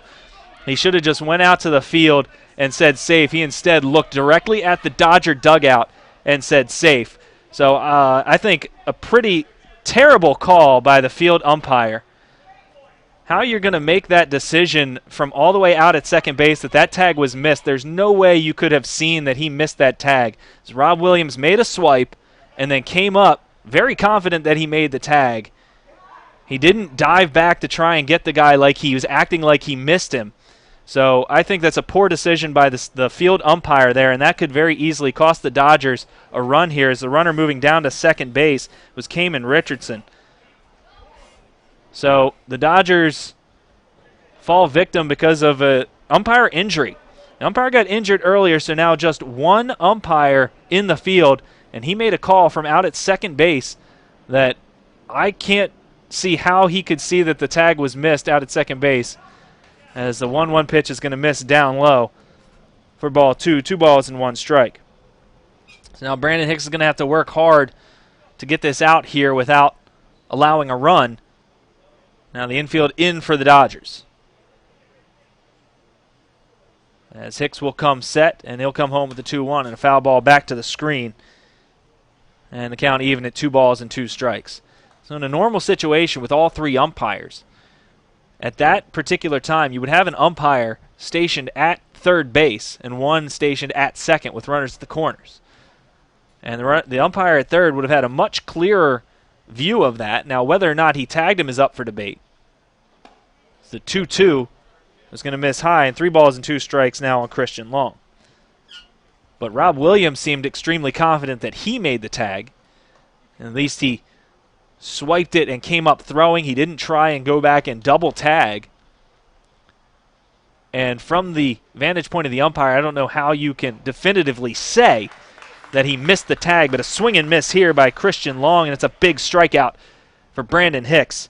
And 2 down here in the top of the 6th inning, and Ryan Sloniger coming to the plate. So Brandon Hicks now just 1 pitch away from getting out of this situation and making all this being upset and arguing the call and all the hostilities null and void. And if he can just get an out here on Ryan Sloniger. And a breaking ball is going to miss, I guess, a little bit down. Looked like a good pitch from here, but Hicks doesn't get the call, and he's down in the count. No balls and one ball and no strikes. Runners at second and third, 2 away. We're in the top of the 6th inning where the Redbirds lead 3-2. As a fastball is going to miss up high, and Hicks behind 2-0 to the 9th place hitter, Ryan Sloniger. Sloniger today worked a walk in the 3rd, got all the way around to third base, and was stranded. And then he grounded out to the second baseman, Ortiz, to end the 4th. The 2-0 is fouled back and out of play, and Hicks gets back into the count, 2 balls and 1 strike.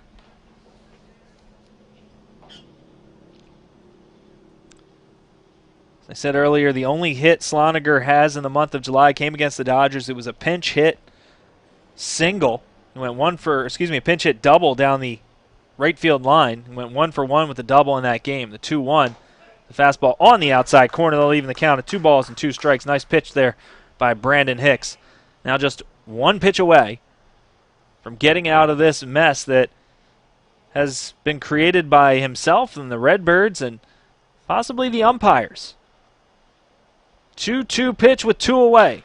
Chopper towards first, but foul over by the first base coaching box. And we're going to do it all again. 2-2 here in the 6th. Redbirds scored 1 in the 1st on a sacrifice fly from Drew Blakely. The Dodgers answered with a 2-run home run by Austin James over the .380 sign in left center field. And then a pair of back-to-back RBI singles for the Redbirds by Kamen Richardson and Cole Zabowski.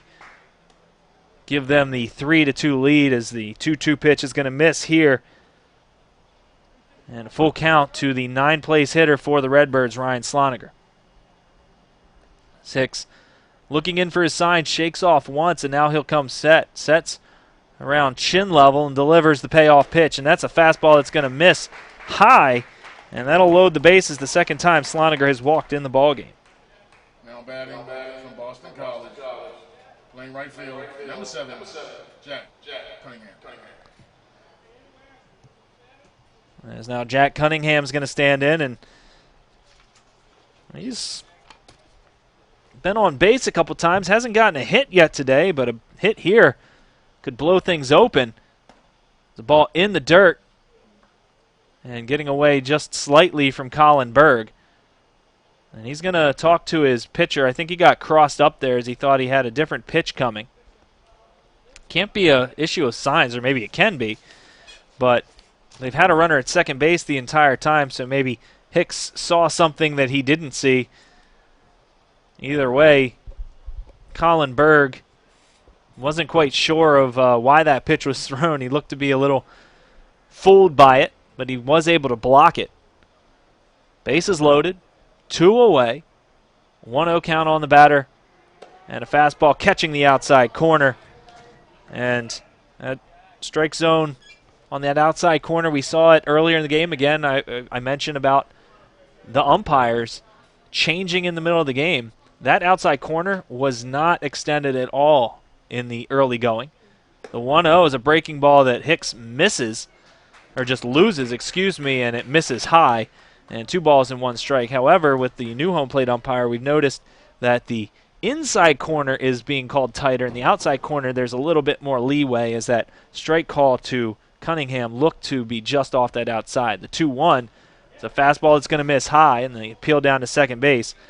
He did not go, and this is a big pitch now for Hicks, as he's in danger of walking in the 4th run of the ball game with a 3-1 count on Jack Cunningham. And you also don't want to just lay it in there, as Cunningham knows how to handle the bat, and a hit can be worth 2. So the 3-1 swung on and fouled away, and the runners will be off with the pitch, as we've got a 3-2 pitch on the way with 2 outs. So a base hit is most likely guaranteed to score 2. Good speed at second base, and Kamen Richardson, he's going to be off with the pitch. Anything in the gap could probably score 3, even though Sloniger, the catcher at first, fastball missing down low, and Brandon Hicks walks in a run after doing some hard work to get 2 strikeouts of Zabowski and Long. He walks 2 consecutive batters to bring in that 4th run of the ball game. And now he's going to have to work to get A.J. Lee, who is 1 for 2 on the day. So with runners at second and third, Hicks got the strikeout of Christian Long. And all he needed to do was get Ryan Sloniger. He walks him, and then he walks Jack Cunningham to bring in a run. And another ball here as it misses low. I don't see anybody warming yet in the Dodger bullpen. So they're probably going to have to get somebody up quick as Hicks is absolutely struggling to find the strike zone right now here in the top of the 6th inning. 1 run already across. And the 1-0 is going to miss well high. So he's up and down all over the place. Hicks having a hard time finding that strike zone. Looks like Ed Lopez starting to warm for the Dodgers. A 2-ball, no strike count on the batter, A.J. Lee. He's already drawn a walk today. That was back in the 3rd when A.J. Korzinski walked 3 batters in a row before inducing a 4-6-3 double play. The 2-0. The fastball is going to miss inside. A 3-ball, no strike count on A.J. Lee. And Lopez is going to have to get warm in a hurry as Colin Berg, is going to go out to talk to his pitcher. And if I'm Berg, I'm going to take as much time as I possibly can to let Lopez get warm as fast as he can. But it was a relatively short mound visit. Right there as a catcher, you probably want to go out there and wait until the umpire comes in and breaks it up. Knowing that your pitcher is struggling and you've got somebody warming down in the bullpen, that's a position where you want to give your reliever enough time to get warm and at the same time calming down your pitcher. 3-1, catches the inside corner. Good pitch there by Hicks. And maybe what Colin Berg said brings him back into the zone here. We'll see on this 3-1 pitch. 4-2 is your score. The Redbirds over the Dodgers. Redbirds lead this best-of-3 series 1-0. Dodgers trying to even it up to go back to Towson tomorrow. The 3-1 pitch turned on, hit deep but foul. Well out of play. I'd like to gauge that. That might have been gone if it was fair, but it was hit about 45 degrees to the left of the foul line. And again, we've got a 3-2 count with 2 away. And the runners will be off with the pitch. A.J. Lee struck out looking in the 5th. He singled in the 1st. So one of those would be great for the Dodgers. The other great for the Redbirds. We'll see which one he gets. As Hicks comes sets in the payoff pitch. A swing and a miss, and he goes down on strikes for the 2nd time today. A.J. Lee strikes out with the bases loaded, and that will do it for the Redbirds here in the top of the 6th inning. They do push a run across, however, on a walk by Jack Cunningham, and they take a 4-2 lead as we go to the bottom of the 6th inning. The Dodgers sending up the top of their order as we come back. This is Baltimore Dodgers baseball.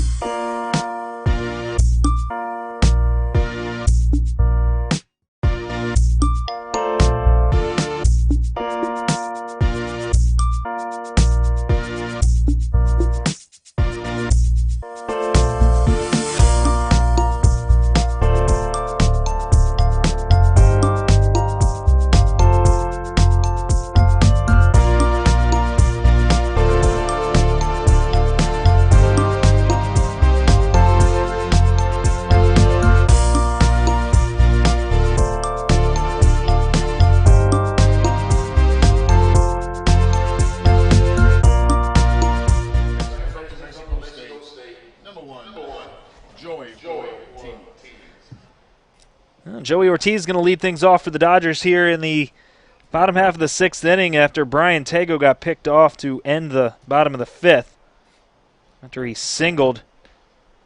Joey Ortiz 0 for 2 today. I talked about that when Tago was getting picked off at first base.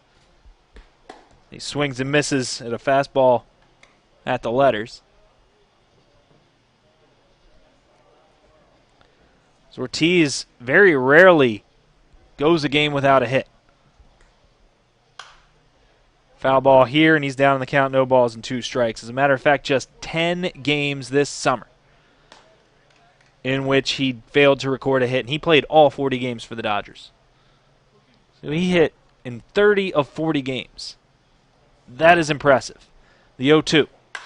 And he's hit again as a line drive up the middle. Joey Ortiz on to lead things off in the bottom of the 6th inning. Now batting, right fielder, number 13, from New Mexico State, David Bellamy. And that'll bring his New Mexico State teammate David Bellamy to the plate. Bellamy singled back in the first, an infield single for Bellamy. He lined out to the shortstop Lee. He's going to square to bunt and pull back and take a strike. We've seen that a few times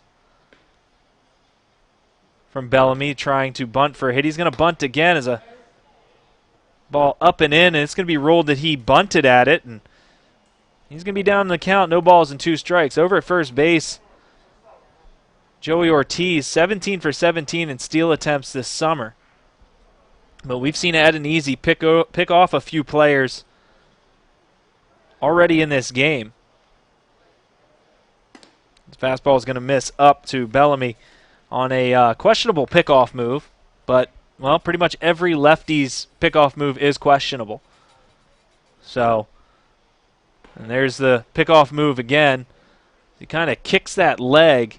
And the umpire at second base watching very closely whether or not that leg is kicking towards home plate instead of first base, which would make it a balk. And he's going to come over again, and that, I'll be honest, the more I look at that, the more I think that's a balk, and Derek Brown is in the ear of the umpire out in the field because he kind of kicks that leg, and that leg comes towards home ever so slightly before he goes to first base. And the breaking ball is going to miss outside. But again, it's so hard. They give so much leeway to lefties on those pickoff moves that it's so hard to determine when they're going to call it a balk and when they're going to call it legitimate. The 2-2. That's in the dirt, and it was blocked, but down to second base goes Ortiz. He's in safely. And once that ball gets away from the catcher, there's no way you're going to get Ortiz. As that won't go down as a steal, but he will reach second on the wild pitch, and the count will be full to David Bellamy. So Bellamy, here you're going to look to try and, at the very least, turn over on something to pull on the ground to the right side to get Ortiz over to third base. A base hit would work even better, but you don't want to be greedy. The 3-2 and a swing and a miss by Bellamy, and he's not happy with himself. As that pitch was up around the letters, that would have been ball 4, and out comes Larry Sheets to most likely get his pitchers. They've got somebody warming down in the bullpen, and that is going to do it for Zach Adenise. And he pitches a very effective day outside of a 2-run home run by Austin James. He has not allowed a run as he's going to exit here with 1 out in the 6th. It's 4-2 Redbirds. Dodgers have a runner at second base with 1 away. We'll talk to you about the pitcher when we come back. This is Baltimore Dodgers baseball.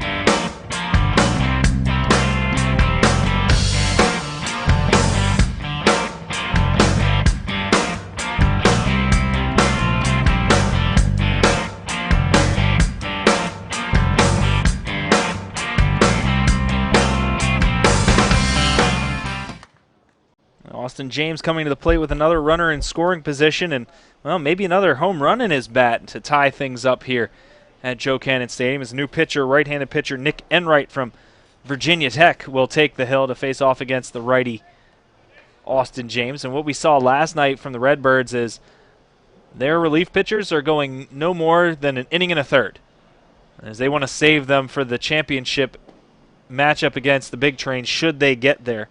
His first delivery to Austin James is going to miss down. Zach Adenese went 5 1/3, gave up 5 hits, walked 2, and struck out 8. Runner at second base is his responsibility.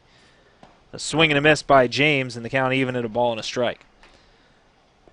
Just the 2 runs allowed by Adenese so far on the 2-run home run by Austin James back in the first.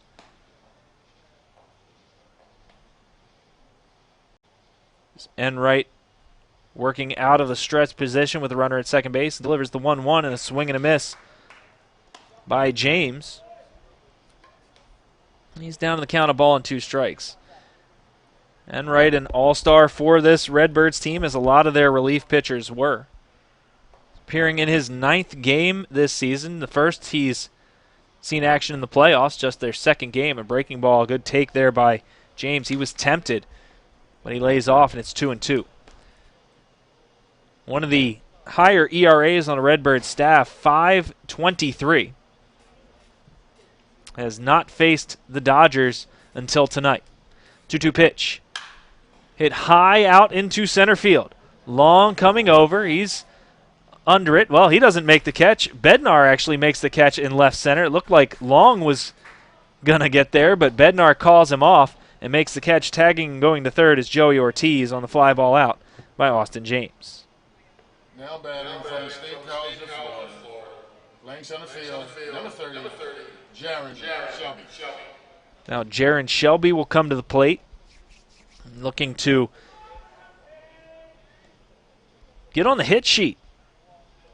In the 2 games so far against the Redbirds, he's got 5 strikeouts. He did single yesterday, but he's not seeing the ball well against the Redbirds. He swings and fouls one off here, and it's going to get out of play down the right field line. As I mentioned, these pitchers for the Redbirds are not going to go very long tonight, as they've got a number of all-star relievers and another reliever warming for them down in their bullpen. The 0-1's going to miss, and leaving the count at a ball and a strike.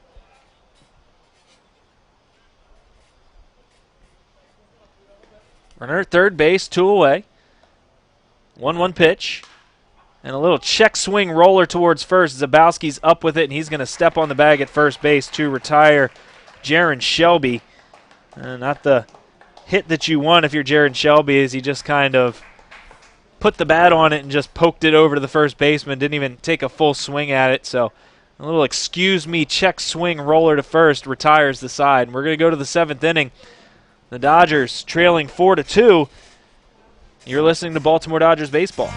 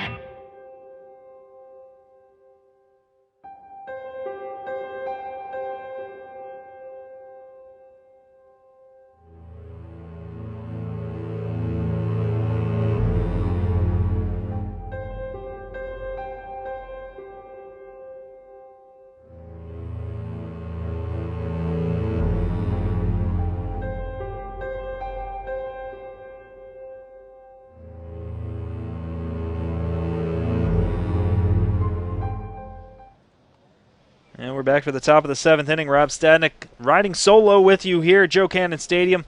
Baltimore Dodgers trail the Baltimore Redbirds by a score of 4-2. As we're here in the top of the 7th, Drew Blakely leading things off for the Redbirds. He's going to face off against new pitcher Ed Lopez, who winds and delivers a fastball on the outside corner. Good pitch there to lead things off for Lopez. Brandon Hicks's day is done. 1 inning, 2 hits, 2 walks, 3 strikeouts, and allowed 1 run to score because he had control issues, those 2 walks, forcing home a run. The 0-1 pitch is going to miss well outside, and the count now even, a ball and a strike. Lopez working out of the wind. Right-handed pitcher delivers a breaking ball in there for a strike. Nice pitch by Lopez. He's now ahead in the count, 1 ball and 2 strikes. Lopez appeared in 9 games over the summer for the Dodgers. Went 21 1/3 innings, striking out 15. Accumulating a 5.9 ERA and a 1-1 record. He'll wind and come home with the 1-2 to Blakely. And that'll miss the outside corner and it'll even the count at 2 balls and 2 strikes. Lopez appeared in 1 game against the Redbirds, went 1 1/3, gave up 2 hits, 2 walks, but did not allow any runners to cross. 2-2 pitch. Chopper foul over towards Larry Sheets in that third base coaching box. Now he did have a bit of issues. As I mentioned, the 2 walks and the 2 hits. He allowed the bases to be loaded, but Alexander Quas came in and relieved him and got a 1-pitch double play to end the inning, so he was spared. So he left a mess on the mound, or left a mess on the bases. Alex Quas actually cleaned it up for him. So the numbers look a little bit better than how it actually physically looked in the game, the 2-2 pitch missing outside. This is his 2nd season with the Dodgers. His longest outing came July the 20th against the D.C. Grays in an 11-6 win. He received the win, going 4 innings and just allowing 2 runs. As a swing and a miss here by Blakely. The first strikeout of the game for Ed Lopez, the first time Blakely has been put down on strikes. I'm going to bring Andy McGuire to the plate and take his shot against Ed Lopez. McGuire 1 for 3 today, doubled out into left center field back in the 4th, came around to score on an RBI single by Kamen Richardson. That tied the game. Richardson then scored on a Cole Zabowski single. That gave them the 3-2 lead. Swinging a pop-up foul out of play. It's going to land on the roof here at Joe Cannon Stadium. There it is. And the insurance run last inning scored on a Jack Cunningham walk with the bases loaded. And that's where the Redbirds get their 4 runs. 4 runs, 6 hits, no errors for the Redbirds. 2 runs, 5 hits, and 2 errors for the Dodgers. As Lopez will wind, and he'll come home with the 0-1, and a nice breaking ball there, but a good hold by McGuire. That ball just running off the outside corner. So there was somebody warming for the Redbirds. Couldn't get the number, but we'll have to keep an eye to make sure and see if we've got a new pitcher for the Redbirds starting next inning. The 1-1's a fastball. It's going to miss down. And the count will be 2 balls and 1 strike.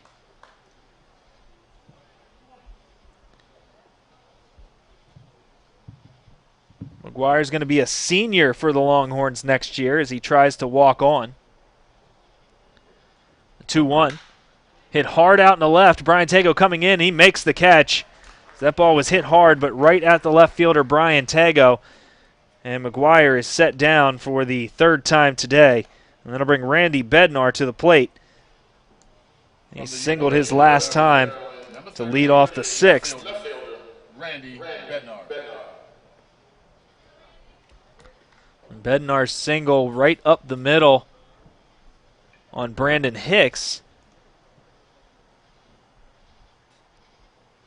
That led things off. He eventually came around to score on that walk by Jack Cunningham. And he takes a breaking ball here. Ed Lopez, very efficient with that breaking ball, likes to throw it for strikes. Now the Big Train on their way to a sweep of the SS Tacoma T-Bolts, 8-0 in the top of the ninth in Silver Spring. The 0-1's going to miss outside. 1 ball and 1 strike. So the Big Train will most likely be waiting the winner of this series.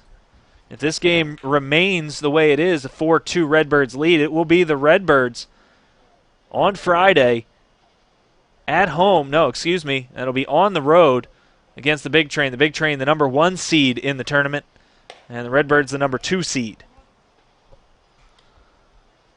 The 1-1 pitch missing outside.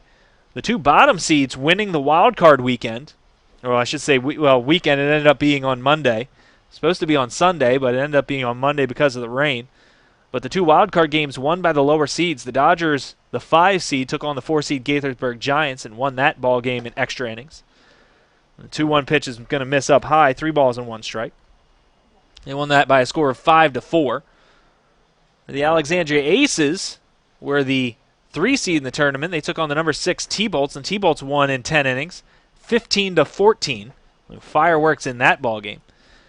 Aces were ahead 14-6 at one point. A hard fly ball down to left, but that's going to hook foul as it short hops the fence out there. And Bednar thought he had extra bases. He's going to have to come back and try and duplicate that feat, but hit it a little straighter this time. And Lopez is going to try and get the strikeout or some weak contact somewhere. But the T-Bolts, very impressive coming back from a 14-6 deficit to win that ball game. So we've got a 1-6 matchup, and here it is a 2 versus 5 matchup. 3-2 pitch, breaking ball, that's going to miss up high, and Bednar is going to reach first with the 2-out walk, and Cayman Richardson will come to the plate.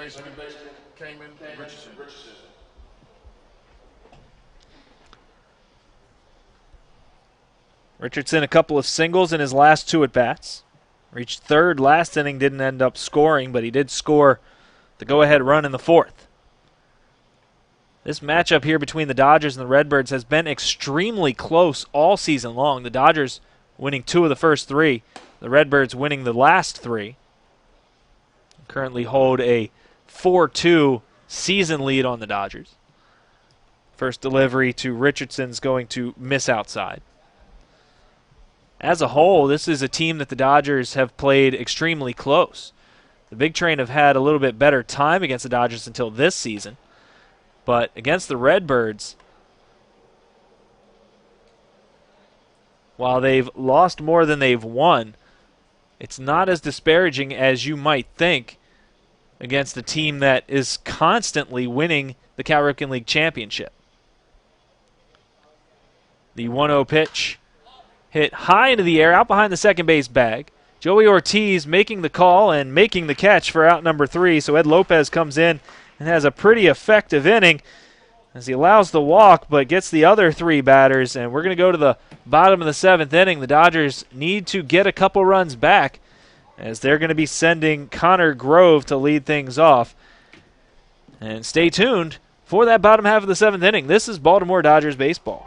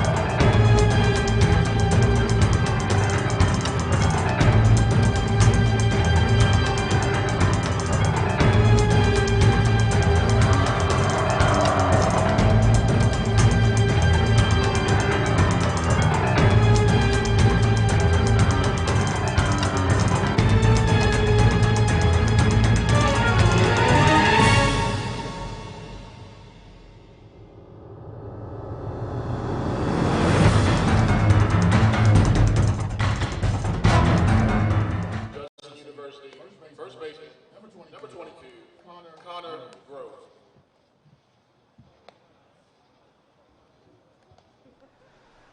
Well, as I previously mentioned, Connor Grove standing in to lead things off for the Dodgers here in the bottom half of the 7th inning. They trail by 2, score of 4-2.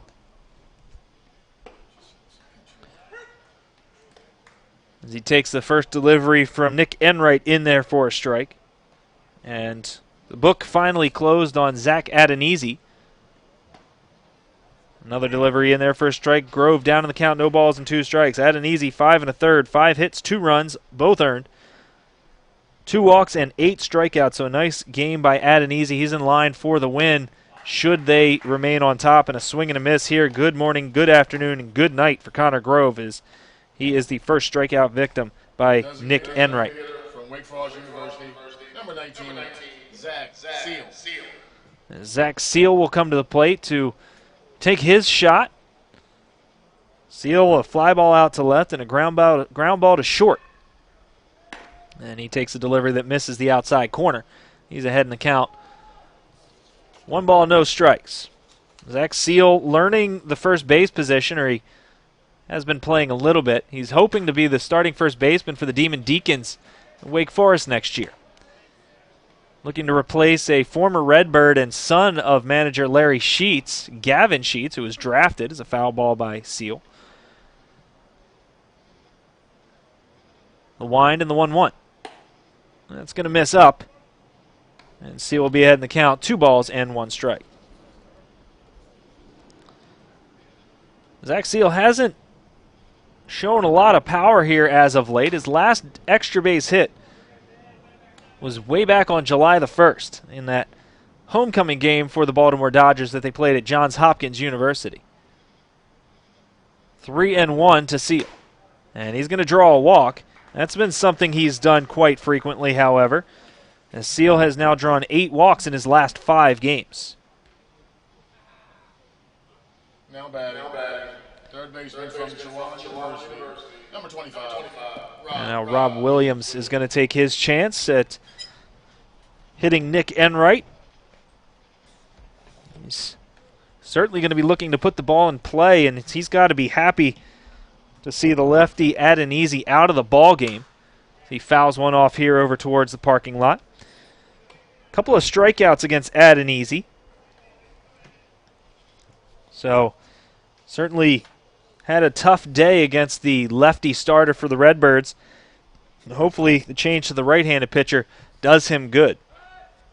And not as good a pickoff move either from a right-hander. There's only really one thing they can do is try and turn as quickly as they can. So maybe we won't be getting picked off first either.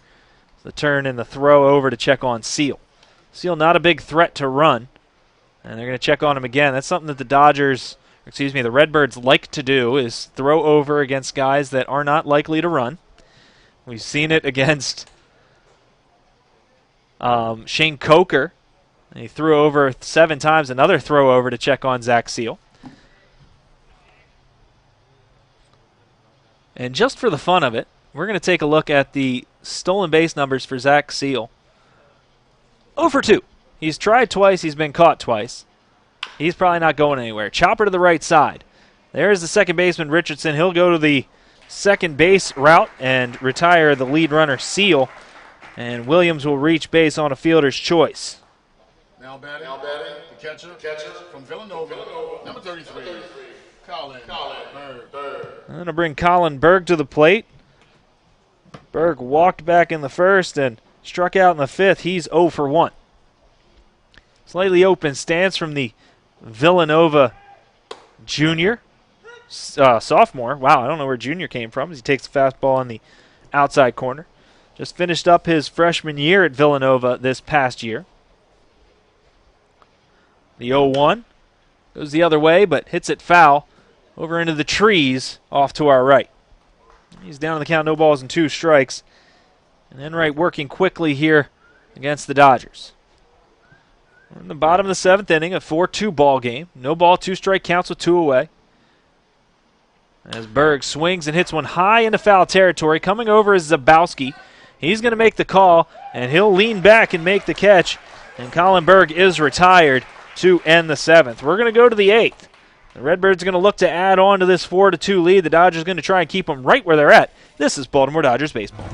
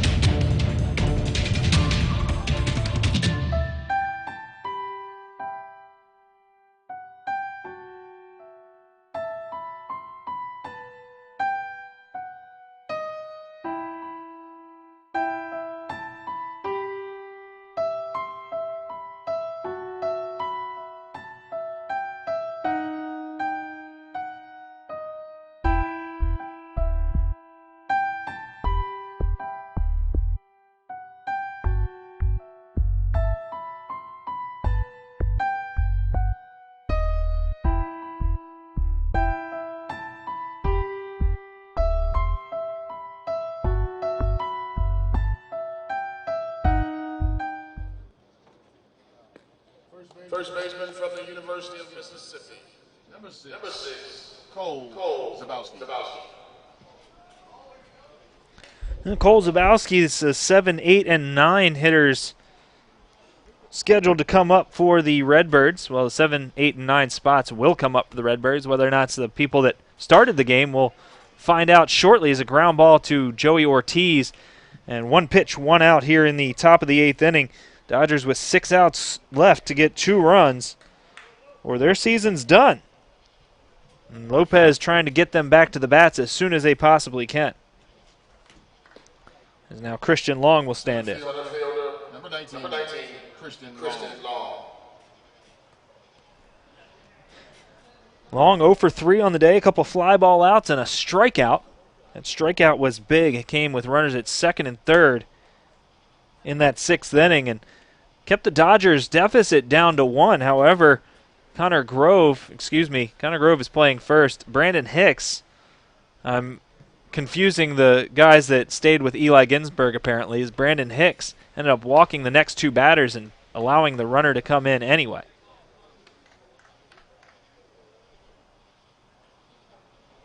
There's a swing and a miss there by Long. As Lopez will work from the wind, and he'll deliver. That's a breaking ball that's going to miss up, leaving the count of 2 balls and 2 strikes. That's what I thought. 2 balls and 1 strike to Christian Long.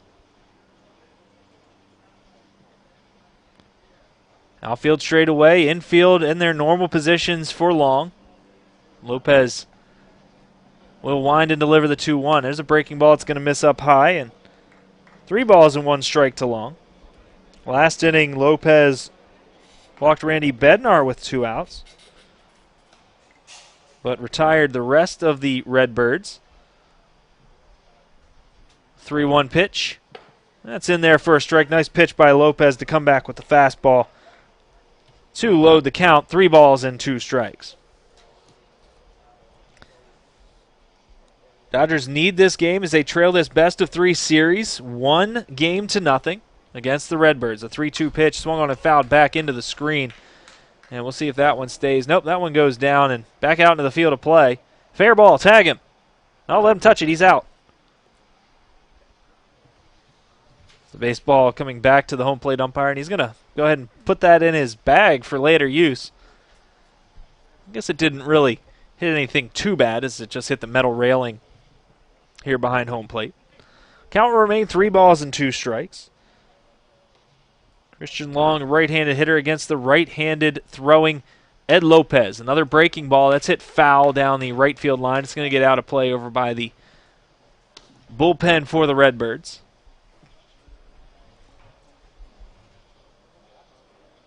Again, the Redbirds having pitchers warm up frequently.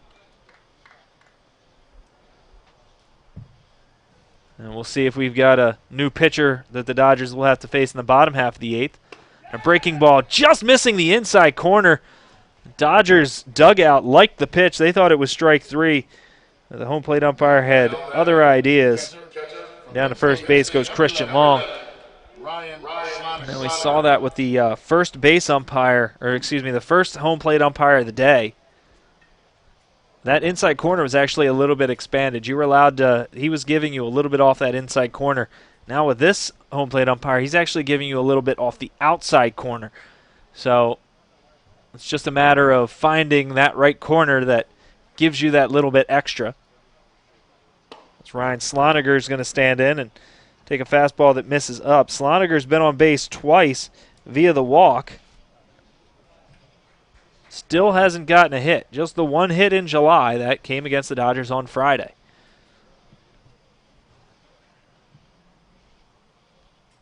Left-handed hitting catcher. And a throw over to check on the runner at first base, and getting back was Long rather, well, awkwardly.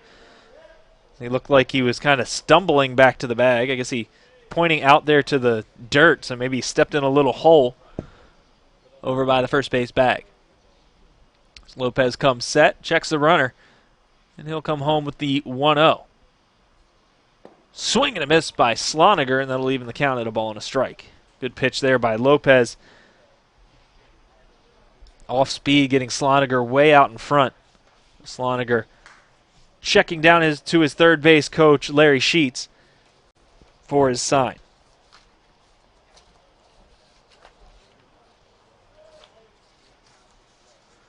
Wind blowing a little bit right to left currently as it's kind of changing directions on us a bit, but it's not a super heavy wind as the runner feigns like he's going to go and the pitch misses. It's a very close pitch. It's going to be ruled down is going to be my guess, as it's 2-1 now, the count on the Redbirds catcher.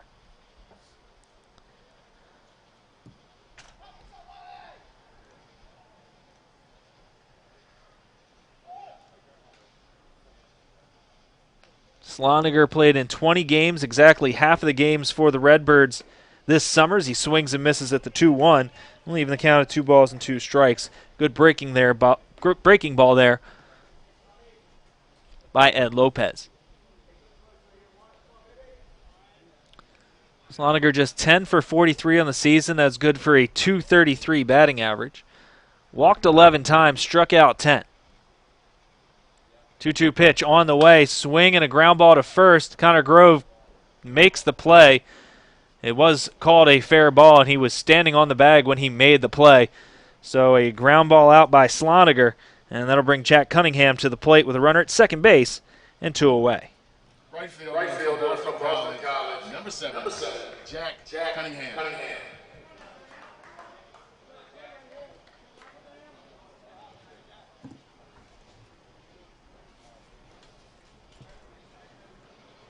Cunningham has been on base 3 times and has only put the ball in play once.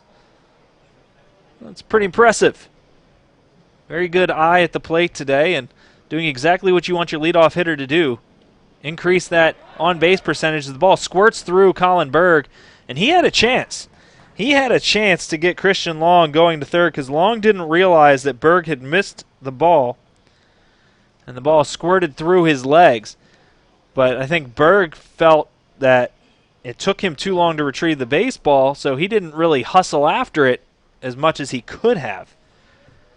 But he had a chance to get Long if he would have sprinted back to that baseball because Long did not take off right away. As Lopez will come set and deliver the 1-0. A swing and a miss by Cunningham. That big, long backswing. We saw that catch Colin Berg earlier, this time coming close, but not clipping the catcher from Villanova. It's a big batter here for Lopez. Dodgers trailing by 2, 4-2. Has to get him here as a breaking ball is going to be down in the dirt. And now 2-1 the count on the leadoff hitter for the Redbirds. So a 2-run lead for the Redbirds. A 3-run lead, obviously a little bit worse. So getting this runner here is big for Lopez, or this hitter, without allowing the run to score. The 2-1. Fastball is going to miss down and away. And the runner's coming home, and the throw to the plate is not in time as he steals home on the delayed steal.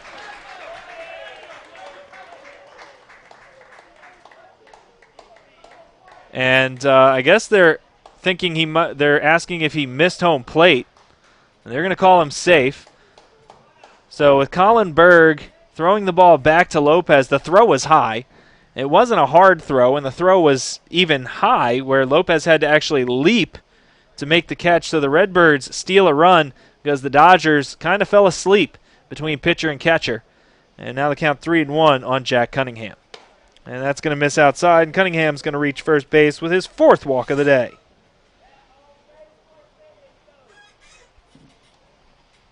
Now batting, number two from the University of Maryland, shortstop, A.J. Lee. And that'll bring A.J. Lee to the plate as now there's 2 away and just a runner on first. As the steal of home by Christian Long gives the Redbirds a 5-2 lead. And that's just a case of the Dodgers not paying enough attention and kind of being a little lackadaisical as Colin Berg lobbing the ball back to his pitcher. And the runner off with the pitch, and the pitch in the dirt, no throw. Down to second base, Jack Cunningham. Almost seems like the Dodgers right now are playing like a team that has a very big lead. As there didn't seem to be much urgency on the play at the plate or that runner stealing, or a team that's resigned to their fate at this point in time, which is not a good thing to be. As the 1-0 is in the dirt, a good block there by Colin Berg. You can see Ed Lopez venting some frustration. That pitch, he reared back and threw that ball as hard as he absolutely could and misfired, holding the ball a little bit too long. A.J. Lee has struck out his last 2 times in the 5th and the 6th. Once against Korzinski, the other against Brandon Hicks. And a breaking ball is going to catch the outside corner for a strike, and Lopez gets himself back into the count. 2 balls and a strike. The Dodgers have Brian Tago, Joey Ortiz, and David Bellamy due up in the bottom half of the 8th, and they're going to need some runs. They haven't scored since way back in the bottom of the 1st inning on a 2-run home run by Austin James. The 2-1 pitch on the way, and that's chopped foul, and that'll even the count at 2 balls and 2 strikes.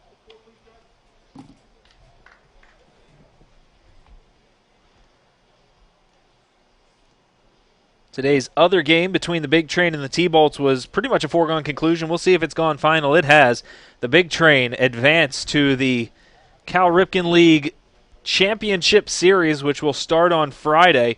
And the only thing is, who do they face? Do they face the Redbirds or the Dodgers? The winner of this series will go on to face the Big Train. The 2-2 pitch, a swing and a miss. A.J. Lee down on strikes for the 3rd consecutive time. That is the first strikeout for Edwin Lopez. And that's going to do it for the Redbirds here in the top of the 8th inning. The Dodgers are going to have to get the bats and go to work as they trail by 3 heading to the bottom of the 8th. This is Baltimore Dodgers baseball.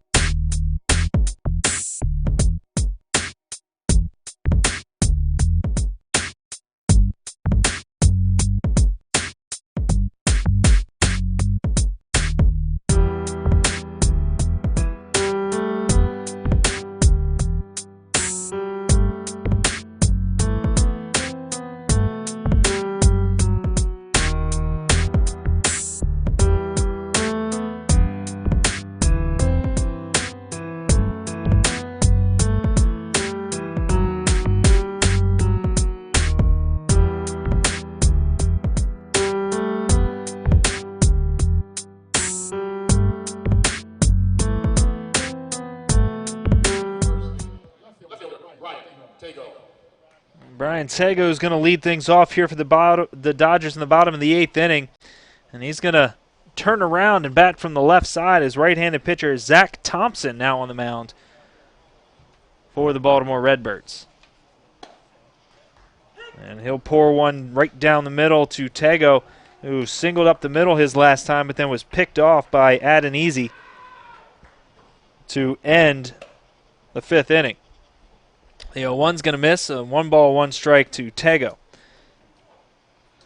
I talked to Tego last year about his switch hitting. The 1-0 pitch misses away, 2 balls and 1 strike. He said from the left side he's more of a contact guy. He's got a lot more power from his right side.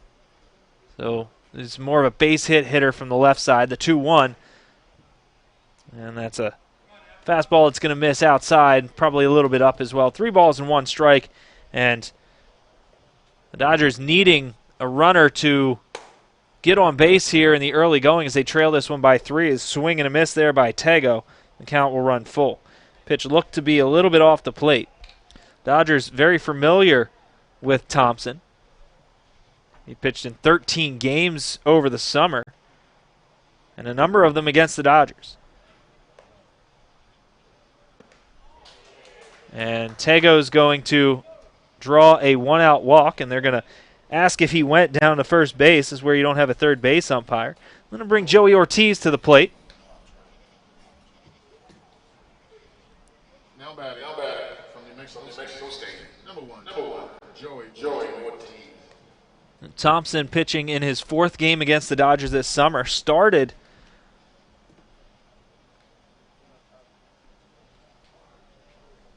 back on June the 16th against the Dodgers. Got the 6-5 win. He wasn't actually credited with the win. It was the game that the Redbirds ended up winning in extra innings as Ortiz swings at the first pitch and flies out to center and 1 away here in the 8th.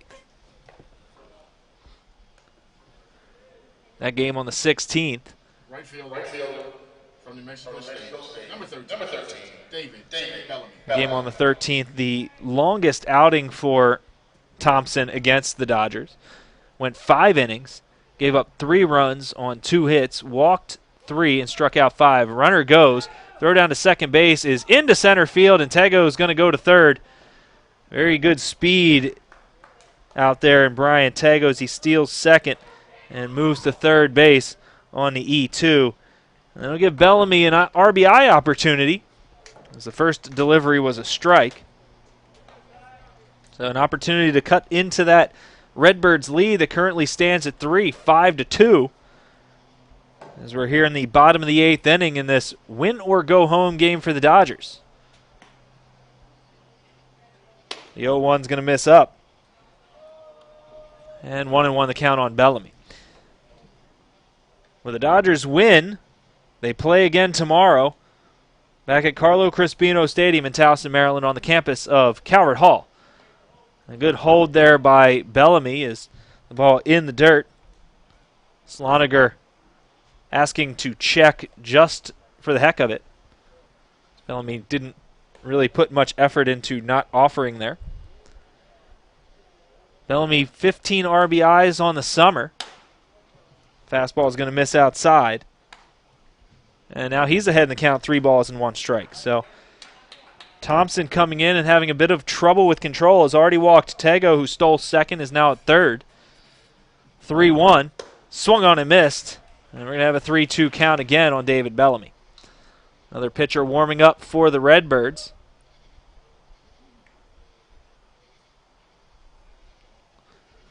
We'll tell you who it is when we find out. 3-2 pitch. On the inside corner for strike 3. Bellamy down looking. The first strikeout of the game for Thompson. And then to bring Austin James to the plate. From State College of Florida. Shortstop. Number 12. Austin James. James, the hero for the Dodgers today. Unfortunately, his 2-run home run back in the first didn't hold up, as it gave the Dodgers the lead as he fouls one back here. But the slow bleed by the Dodgers in this game as they gave up 2 in the 4th, 1 in the 6th, and 1 in the 8th. as they trail 5-2. He hits a hard ground ball towards second, and it's going to get through the second baseman, Richardson, and into right center field. And he won't get an RBI, but the Dodgers will cut into that lead. It is now 5-3 as James reaches on the E4. Jaron Shelby will come to the plate in the form of the tying run, so that error very big for the Baltimore Redbirds. Jaron Shelby with some power. He's got a couple home runs on the season. It's not easy to hit home runs here at Joe Cannon, but we did see Austin James do it earlier today. You do have to get a hold of one, and Jaron Shelby certainly has the power. We've seen him in batting practice hit some moonshots over the fence as he breaks the bat here in a little looper over the third base bag, and that's going to get down in foul territory. So just foul. As that might have scored Austin James all the way from first base. The barrel of the bat went almost all the way to the third base bag. And the ball landing, maybe 6 inches foul down that left field line. That would have probably been the softest hit double in Jaron Shelby's career. But it probably would have also been an RBI and brought the Dodgers within 1 and put a runner at scoring position with 2 away and Connor Grove coming to the plate. So today's bat boy Justin Clark out to get the shards of wood and bring them back to the Dodger dugout. And a 1-1 count. It's Jaron Shelby looking for a new baseball bat. Pitcher Josh Hedgeka over there, I think, playing Game of Thrones, threatening people with sharp wooden bat. Acting like it's a sword, which it kind of looks like, or a spear. And Jaron Shelby's got a new piece of lumber. He's in to continue his at-bat against Zach Thompson. 1-1 pitch. And again, a check swing foul ball, and he's baffled. He's absolutely baffled by what's going on right now, as he had a check swing grounder to first base last inning, or his last at-bat, excuse me. That was in the 6th inning. And he gets another check swing foul ball here. And talked to him earlier today about how he's been heating up. He turns on one and rips it foul down the left field line. He said he's finally kind of heating up. I guess he broke his bat again as he's going to get another baseball bat, another wood bat. I guess he cracked it on that. As like I said, I talked to him today about how he's finally heating up. He said he's finally relaxing. A little bit of nerves early and just kind of letting it come to him rather than pressing. So, sometimes that's all it takes. It's easier said than done to just kind of relax, but hitting over 300 in the month of July. And another foul ball on a check swing as the ball, and it's actually happened quite a bit today. That is exactly what happened when the home plate umpire got hurt. As a ball inside, he kind of checked his swing, the ball ricocheted off the bat and hits the umpire. So that's the 4th time today he's had a check swing bounce off his bat. 1-2, checks that swing, but the ball in the dirt, and he doesn't get a piece of it this time. So it's good for the Dodgers that Shelby's kind of coming around at this point in time. He was somebody we had a lot of high hopes for, the son of John Shelby, the former Baltimore Oriole. As we heard yesterday in the stands at Cal Ripken, some of the fans yelling out T-Bone when he came up. A hard rip out in the left, and right at the left fielder, Bednar. Shelby puts a charge into it, and if it's 5 feet to the left or right, we're talking about a 1-run game because that ball is going all the way to the wall. As it is, it's a line drive out to left, and the Dodgers are down to their final 3 outs. Ed Lopez coming out to try and hold the Redbirds right where they're at. The score is 5-3, and this is Baltimore Dodgers baseball.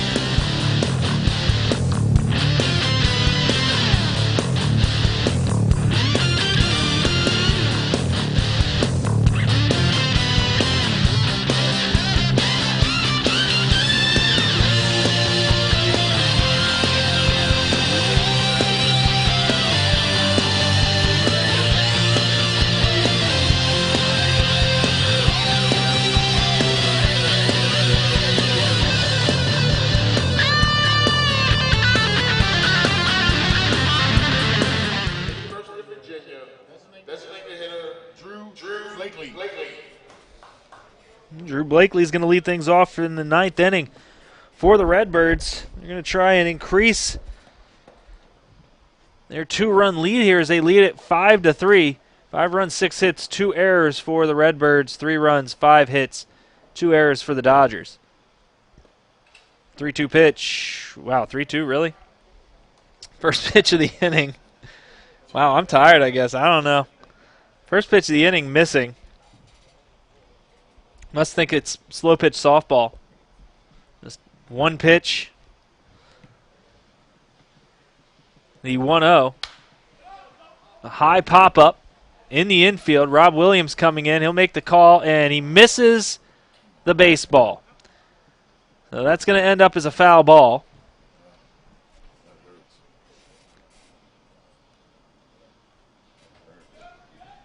And most likely an E5 charged to the third baseman, Rob Williams, as that should have been the first out of the inning. It's Drew Blakely popping it up into foul territory, and Rob Williams missing the pop-up. So we'll see if he can make up for it here as a breaking ball is going to miss. And he'll have a chance to do it with the bat, as he's scheduled to bat third in the 9th. So if he can make up with it in a big way, that would be ideal for the Dodgers as long as they can hold the Redbirds here. 2-1 pitch on the way. That's in there for a strike. Nice pitch by Lopez and leaving the count 2 balls and 2 strikes. Blakely out of Virginia. Drove in a run back in the first run of the ball game on a sacrifice fly to right. Grounded into a double play to end the 3rd with the bases loaded. Walked in the 5th and struck out in the 7th. And he hits a line drive into center field for a base hit. So that error by Williams is huge, as Blakely now on first base with a single. Number 51, third baseman from the University of Texas, Andy McGuire. Andy McGuire will come to the plate now and take his hacks against Lopez. I don't think I said it, but Brandon Hicks's day, his final line, 1 inning, 2 hits, 1 run, walked 2, struck out 3. Middle infield for the Dodgers, double play depth as they try and get a couple outs here, and that's not going to happen as McGuire hits a ground ball through the hole on the left side for a base hit, just reaches out, puts the barrel to it, and pokes it through for a base hit. And now 2 runners on with nobody out, and Randy Bednar coming to the plate. Left field, University of Maryland. Number 38, Randy Bednar. Sorry about that, Rob, folks.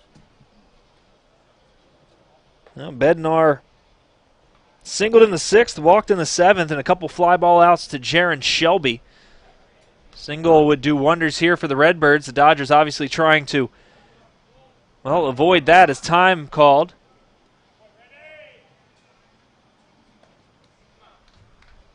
The baseball getting away from the Dodger bullpen is what happened. That's why the time was called. The ball coming in from the Dodger bullpen. The Dodgers and the Redbirds both with pitchers throwing.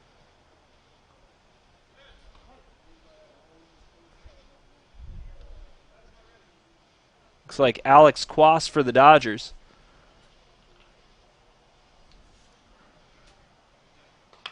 And a bunt attempt down the third base line. Rob Williams up with it. He'll throw to first to retire the out. Nice sacrifice bunt by Bednar. Now batting. Number 12. Second baseman. Cayman Richardson. And now runners at second and third with just 1 away, and Cayman Richardson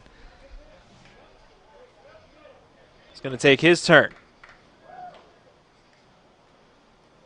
Right-handed pitcher for the Redbirds warming up in their bullpen, number 34, Mike Vasturia.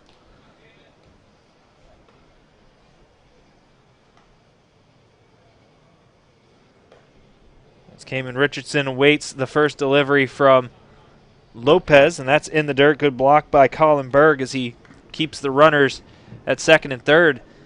Big runs out there for the Redbirds as they lead here 5-3. They win this game, they go on to face the big train down in Bethesda for the Cal Ripken Collegiate Baseball League Championship. Dodgers with the infield in, trying to cut down any runs. Hard line drive out into right field. Going back is Bellamy. He'll make the catch. Runner tags from third, and he's going to come in to score easily. And that lead now again at 3, and that error by Rob Williams is huge, as that was the runner that comes in to score. That would have been out number 3 by Cayman Richardson. Instead, he gets a sacrifice fly. And now a 3-run lead again for the Baltimore Redbirds. Now Cole Zabowski will come to the plate. Zabowski has struck out a couple times, grounded out to second, and he singled back in the 4th. Lopez, working out of the stretch, will come home. And a fastball and a check swing. Did he go? No, he did not. The appeal goes out to the umpire station in the middle of the infield. If you're just joining us, we're down to 2 umpires today, as the home plate umpire took a foul ball off the face and left the game. Fly ball deep to left, an opposite field home run by Cole Zabowski, as he puts a charge into one and goes the other way and gives the Redbirds an 8-3 lead.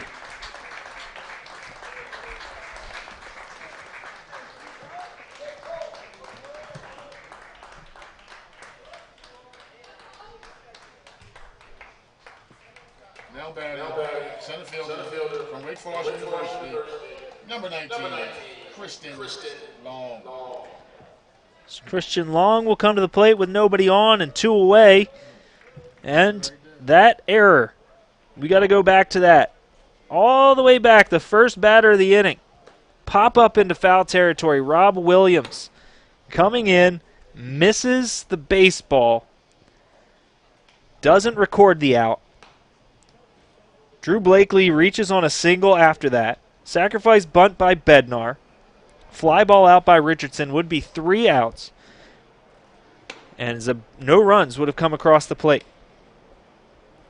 Cole Zabowski with a 2-run home run the opposite way. Of course, things may have happened differently. You probably don't have the sacrifice bunt by Bednar. First 2 pitches to Long miss. 2 balls and no strikes. But that out is huge. 2-0 pitch. Swung on and fouled out of play, and the Dodgers are going to have to score 5 in the bottom half of the 9th if they want to keep their season alive. This is the first time the Dodgers have reached the postseason in their 5-year existence. And they won their first game. Unfortunately, you got to go up against a Redbirds team that has been in the championship game for the better part of a decade. The 2-1 is hit hard out to right. Right there is Bellamy. He makes the catch for out number 3, but the damage is done. Sacrifice fly by Cayman Richardson and a 2-run home run the opposite field by Cole Zabowski. And the Dodgers need 5 as they come to bat in the bottom of the 9th. This is Baltimore Dodgers baseball.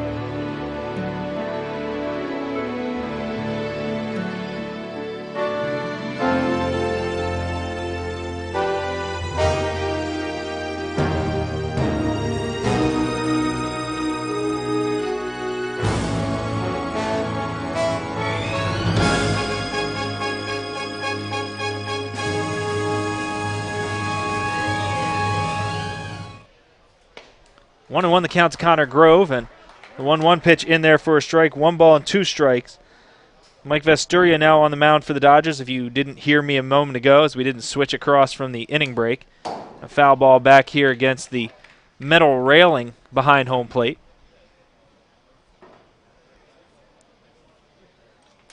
Dodgers trailing 8-3 after a 3-run top of the 9th inning for the Redbirds. The Dodgers trying to put something together here. The breaking ball just missing. Don't know where that missed. Must have been a little bit high. A good eye by Connor Grove. And the count runs even at 2-2. Grove swinging and missing at the 2-2 pitch. And he's down on strikes for the 3rd time today. From Wake Forest University, number 19, designated hitter, Zach Seal. I'm going to bring Zach Seal to the plate and take his hacks. Seal 0 for 2. Walked back in the 7th inning. Takes a fastball right down the middle for a strike. Well, the Redbirds just 2 outs away from another trip to the Cal Ripken League Championship Series. The 0-1 pitch will miss here. 1 ball and 1 strike to Zach Seal. New pitcher, for the Redbirds from the University of Maryland, Mike Vesturia, is a foul ball and a 1-2 count. As Vesturia working very quickly. Made 8 appearances this summer for the Redbirds. Went 18 in the 3rd inning, struck out 19. As Seal unable to check his swing here, and there's another strikeout for Vesturia. The Dodgers down to their final out, and Rob Williams. From Chihuahua University, third baseman, number 25, Rob Williams. Well, Rob Williams is the man that's got to try and keep the season alive for the Baltimore Dodgers. 1 more out before the Dodgers push 5 across, and their season is done. It's extended 3 games from the 40 that were originally scheduled. They make the postseason for the first time in their history. First delivery to Williams misses. The second one in there for a strike. Vesturia trying to work quickly here. The fastball is going to miss up high. He's going to try and strike out the side as he's already got the first 2 batters. Only made 1 start for the Redbirds, so mostly working out of the pen. The 2-1. Swing and a miss, and the Dodgers down to their final strike here in the 2017 Cal Ripken League season. Redbirds 1 strike away from meeting the Bethesda Big Train in the championship. The 2-2 missing up and away, and the count will run full 3 balls and 2 strikes. Colin Berg on deck. He would be next, and the 3-2. That's going to miss down low. And Colin Berg will get his shot as Rob Williams draws the 2-out walk. Now batting, left fielder from the South University, number 15, Ryan Tago.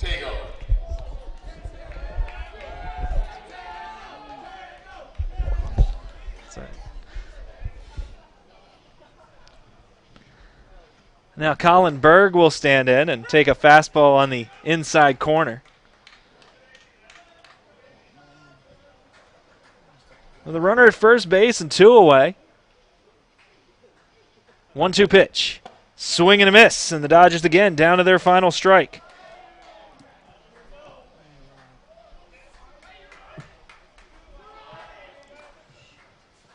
Astoria comes set, and he'll deliver the 0-2 to Burke. Breaking ball, swing and a miss, and that will do it for today's ball game. The Dodgers lose by a score of 8-3, and they are eliminated from playoff contention as the Redbirds advance to take on the Bethesda Big Train in the championship series. We'll be back in just a little bit to give a short wrap-up after the Dodgers lose to the Redbirds by a score of 8-3. This is Baltimore Dodgers baseball.